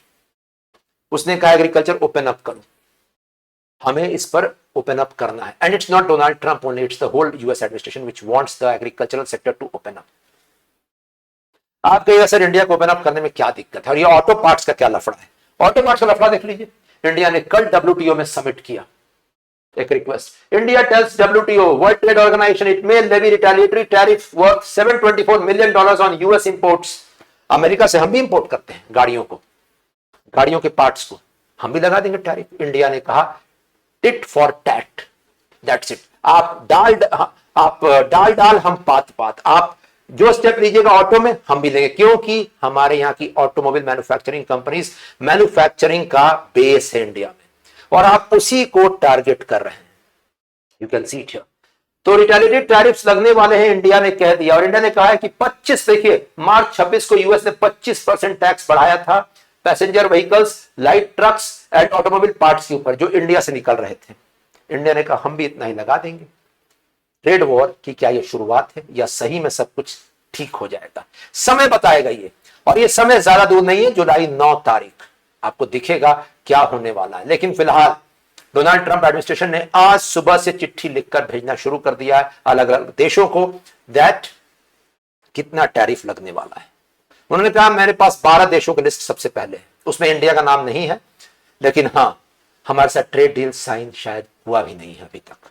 क्या होगा let us see, but pharma is to be out of this trade deal I suppose, जहां तक मुझे लग रहा है, क्योंकि फार्मा पे वो डिस्कशन ही नहीं करना चाह रहे। और गाड़ियों के पार्ट्स पर तो पक्का वो कह रहे हैं टैक्स लगाएंगे कुछ भी कर लो, स्टील एल्यूमिनियम पर टैक्स लगाएंगे कुछ भी कर लो, और एग्रीकल्चर को ओपन अप करो तभी बात होगी। बचा क्या बता दीजिए मुझे, कुछ बचा है इसके बाद? क्या बचा है? सर्विस सेक्टर, सर्विस सेक्टर की बात ही नहीं होती। मैन्युफैक्चरिंग में क्या बचा है? Late me no. जूता, कपड़ा, अब ध्यान दीजिएगा, कपड़ा, टेक्सटाइल, टेक्सटाइल में इंडिया की एक सबसे महत्वपूर्ण कंपनी है वेल्सपन इंडस्ट्रीज लिमिटेड, नाम सुना होगा आपने, वेल्सपन। इसका लगभग 60% रेवेन्यू अमेरिका से आता है। 60% रेवेन्यू अमेरिका से आता है। सबसे ज्यादा टेक्सटाइल कंपनीज को झटका लगने वाला है, कपड़े मैन्युफैक्चरिंग कंपनीज को। आप देखिएगा जुलाई 9 तारीख के बाद ये सांस रोक के बैठे हुए हैं। फार्मा सेक्टर कंपनीज तो ऑलरेडी 3 महीने से तलवार की नोक पे चल रहे हैं कि पता नहीं अगले स्टेप में क्या हो जाए, हमारा मार्केट सबसे बड़ा खत्म हो जाए अमेरिका का। इधर अमेरिका के सीनेट में एक और भी बिल इंट्रोड्यूस किया गया है कि जो देश रशिया से रिश्ता जोड़े रखेंगे, चाइना और इंडिया को टारगेट करते हुए तेल के लिए, उन देशों पर 500% टैरिफ। फिलहाल जिटर्स आने शुरू हो गए हैं ग्लोबल इकोनॉमी में वापस, जैसा अप्रैल में आया था। Let us see what is going to happen, but ये 90 days tariff pause didn't bring anything। केवल वियतनाम ट्रेड डील हुआ, चाइना ट्रेड डील तो ऐसा हुआ कि पता ही नहीं चला है, नहीं मालूम चला है किसी को क्या हुआ है ट्रेड डील में। वियतनाम ट्रेड डील हुआ है, वियतनाम एक छोटा सा देश है, बाकी सारे देश सांस रोक के बैठे हुए हैं, क्योंकि उन्हें यह पसंद नहीं है, किसी को भी पसंद नहीं आएगा कि आप यूनिलैटरल तरीके से अमेरिका के लिए कंसेशंस मांगिए जबकि आप डेवलप्ड कंट्री हैं। हमें भी पसंद नहीं आ रहा, और इसीलिए मिस्टर पीयूष गोयल ने आज सुबह, कल शाम को स्टेटमेंट दिए, mister Piyush Goyal commerce minister, that India अपना इंटरेस्ट देखेगा। बिल्कुल इंटरेस्ट देखना जरूरी है अब, ना कि डेडलाइन सेट करना, जुलाई 9 के पहले साइन कर लो नहीं तो मैं देख लूंगा, या अमेरिका की तरफ से जो स्टेटमेंट्स हैं, this is not conducive for the global economy, let alone the developing countries. छोड़ दीजिए, ये अमेरिका के लिए भी कंड्यूसिव नहीं है इस तरह के स्टेटमेंट्स। तो अब जुलाई 9 का इंतजार है। फिलहाल सब कुछ पेचीदा हो चुका है, प्रॉब्लमैटिक चैलेंजेस आर इमर्जिंग। अब खिचड़ी पक गई है ट्रेड को लेकर, और इसमें कैसे हम नेविगेट करेंगे इन ट्रेड चैलेंजेस को, इस समय बताएगा। लेकिन सब कुछ सही नहीं चल रहा है ग्लोबल इकोनॉमी के लिए। उधर थोड़ा ध्यान दीजिएगा, थोड़ा ध्यान दीजिएगा, साथ में ये पॉइंट भी डिस्कस करना जरूरी था। यूएस के मार्केट्स लाइफ टाइम हाई पर है, लाइफ टाइम हाई पर, yes, life time high. And people are thinking that stock markets में लोगों ने पैसा लगाया है, धुआंधार पैसा लगाया है कि सब कुछ सही चलेगा, कंपनीज का बिजनेस सही चलेगा। लेकिन लास्ट जुलाई 2024 में भी उस समय तक का लाइफ टाइम हाई लगा था यूएस के मार्केट्स में, और उसके बाद 12% करेक्शन कर गया था यूएस मार्केट फरवरी तक। लाइफ टाइम हाई पर है आज यूएस मार्केट, फिर से वही जुलाई का महीना। अब क्या होगा समय बताने वाला। अगले 6 महीने बहुत ही ज्यादा फ्राजाइल कंडीशन से इमर्ज करेंगी कंट्रीज के लिए। हम कैसे नेविगेट करेंगे, हमें क्या करना है, इसको लेकर डिस्कशंस चल रहे हैं। और ध्यान दीजिएगा, हमारे कॉमर्स मिनिस्टर यही कह रहे हैं और यही एक्सपर्ट्स भी कह रहे हैं, India should look for alternative countries. Do you also agree? Tell me. Yes, even I agree with this point. India should look for alternative countries. Alternate countries, America पर ही क्यों इतना फोकस? सारे देश आपस में दोस्ती करना शुरू कर दें, यूरोपियन यूनियन से दोस्ती हो जाए, चाइना के साथ ट्रेड डील साइन हो जाए, अगर चाइना रेडी है तो अफ्रीकन कंट्री से साइन हो। हमें मार्केट चाहिए ना भाई, मार्केट जगह जगह मिल सकता है। क्यों एक ही देश और क्यों एक ही प्रशासन और क्यों एक ही इंसान? मिस्टर डोनाल्ड ट्रंप के लिए हम कितना झुकेंगे, सवाल यही है। So now the trade deal is going to come out. In any scenario, Indian goods will face tariff, either 10% or 20%. This is the best and worst case scenario. But India should actively look for alternate trade partners.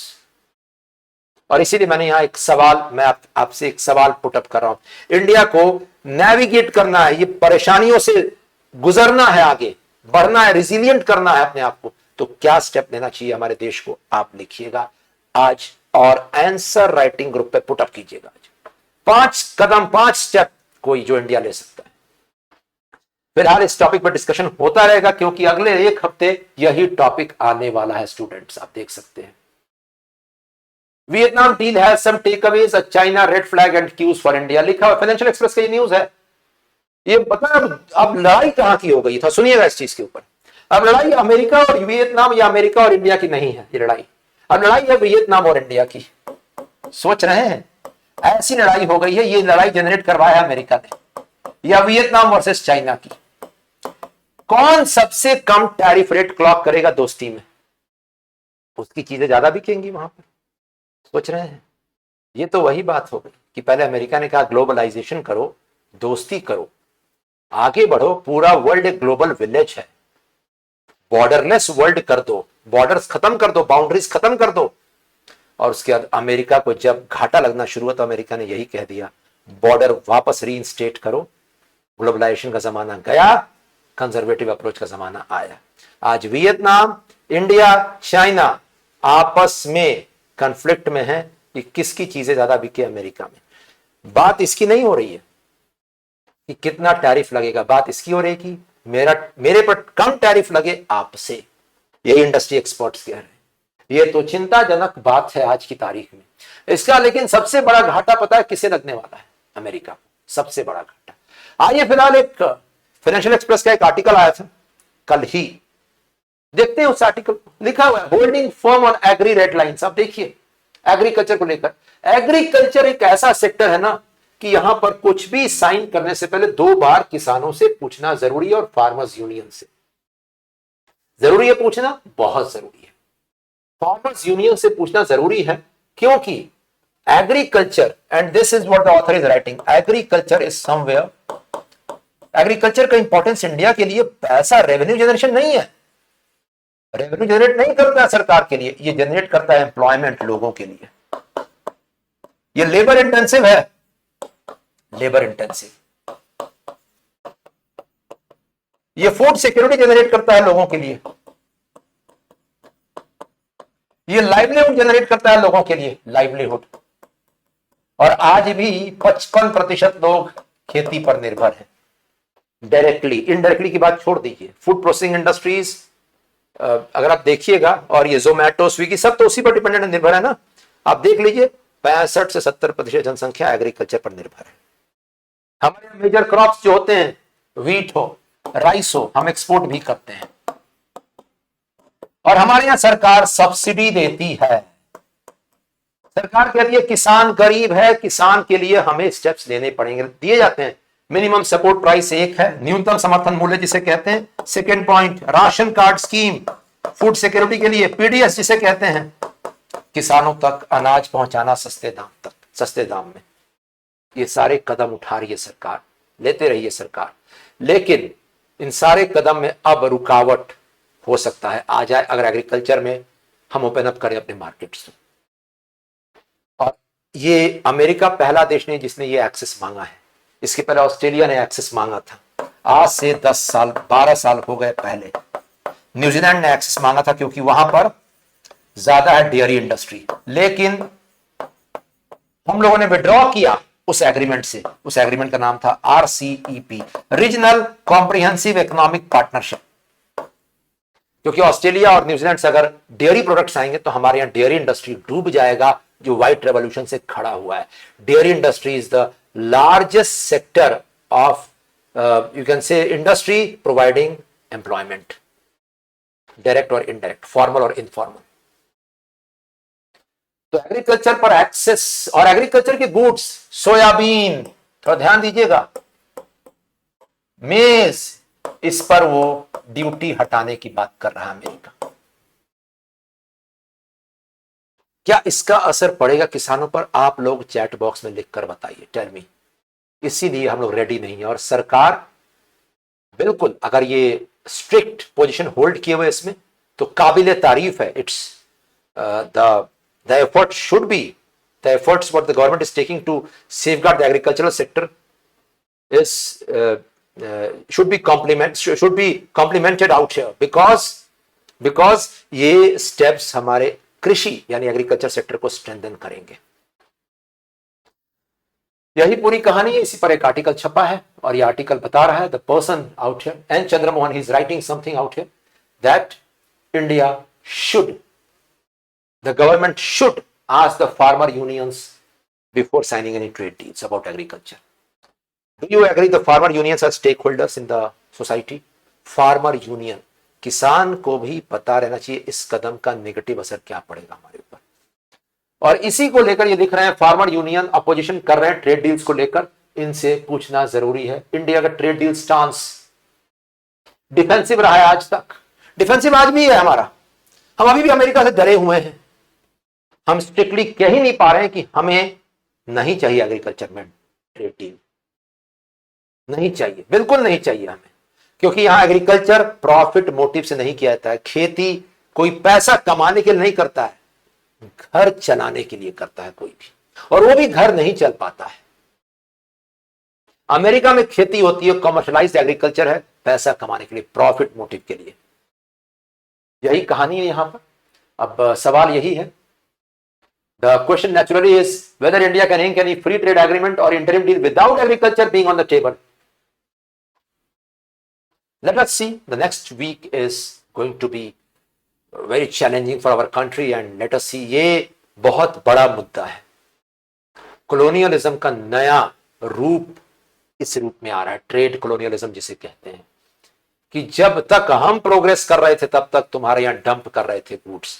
जब तुम बढ़ गए हो आगे और तुम export करना शुरू किए तो हम बॉर्डर बंद करेंगे, हमें अमेरिका, हमें यूरोपियन यूनियन, अलग अलग बहाने देकर, कभी टैरिफ देकर, कभी नॉन टैरिफ मेजर्स देकर हम तुम्हें आगे नहीं बढ़ने देंगे। तुम विकासशील देश हो, तुम विकासशील ही रहो, डेवलपिंग कंट्री ही रहो, तुम्हें आगे बढ़ने का कोई अधिकार ही नहीं है। This is the scenario emerging out here and the many proponents of this scenario are saying, proponents वो कह रहे हैं कि ये हर देश अपना देखता है, सही कर रहा है अमेरिका, सही कर रहा है अमेरिका, तो हमको भी तो सही करना चाहिए अपने लिए। जब हम कुछ ऐसा कदम उठाते हैं टैरिफ का, देखिए WTO में इंडिया ने रिटेलिएटरी टैरिफ्स के लिए डाला है और इंडिया रूल फॉलो करता है। ध्यान दीजिएगा, India follows the rule of law, इसे याद रखिएगा। कानून बना, कानून के तहत, यहां लिखा हुआ है इस न्यूज में, जो ऑटो पार्ट्स पर इंडिया रिटेलिएटरी टैरिफ्स डाल रहा है। रिटेलिएटरी का मतलब होता है जस्ट रिवर्स में, कि जो आप कीजिएगा मैं भी वही करूंगा। इंडिया ने पूरे क्लॉजेस दिए हैं यहां पर, और इंडिया ने यह भी कहा है, हमारे देश ने वहां कहा है WTO में, कि अमेरिका का यह टैरिफ गलत था, वो रूल ऑफ लॉ फॉलो नहीं करता है। The world's biggest, so called the world's earliest democracy, the world's biggest super power doesn't follow the rule of law, that's it. तो अब यहां पर एक सवाल तो बनता है आप लोगों ने स्टूडेंट्स, यहां देखिए एक सवाल बनता है। सवाल यही है, जस्ट अ मिनट, मैंने यहां क्वेश्चन पुट अप किया था कहीं पर। Examine the role of agriculture, yes, for Indian economy. 2 minutes. Examine the role of agriculture for the Indian economy. Should farmers union be consulted before taking any trade deals? Before making any trade deals? यहां सवाल नहीं आ रहा है, मैं Telegram पे put up करूंगा, आप लिखिएगा इसको लेकर। तो आप बताइए कैसी लगी है पूरी कहानी इंडिया और यूएस के ट्रेड डील को लेकर। अब समय आ गया है कि इंडिया को डिफेंसिव से ऑफेंसिव स्टांस अपनाना पड़ेगा। डर डर के जीने में बहुत परेशानी है, बहुत दिक्कत है। डर डर के जीते जीते इंसान मर जाता है। कभी ना कभी डर को खत्म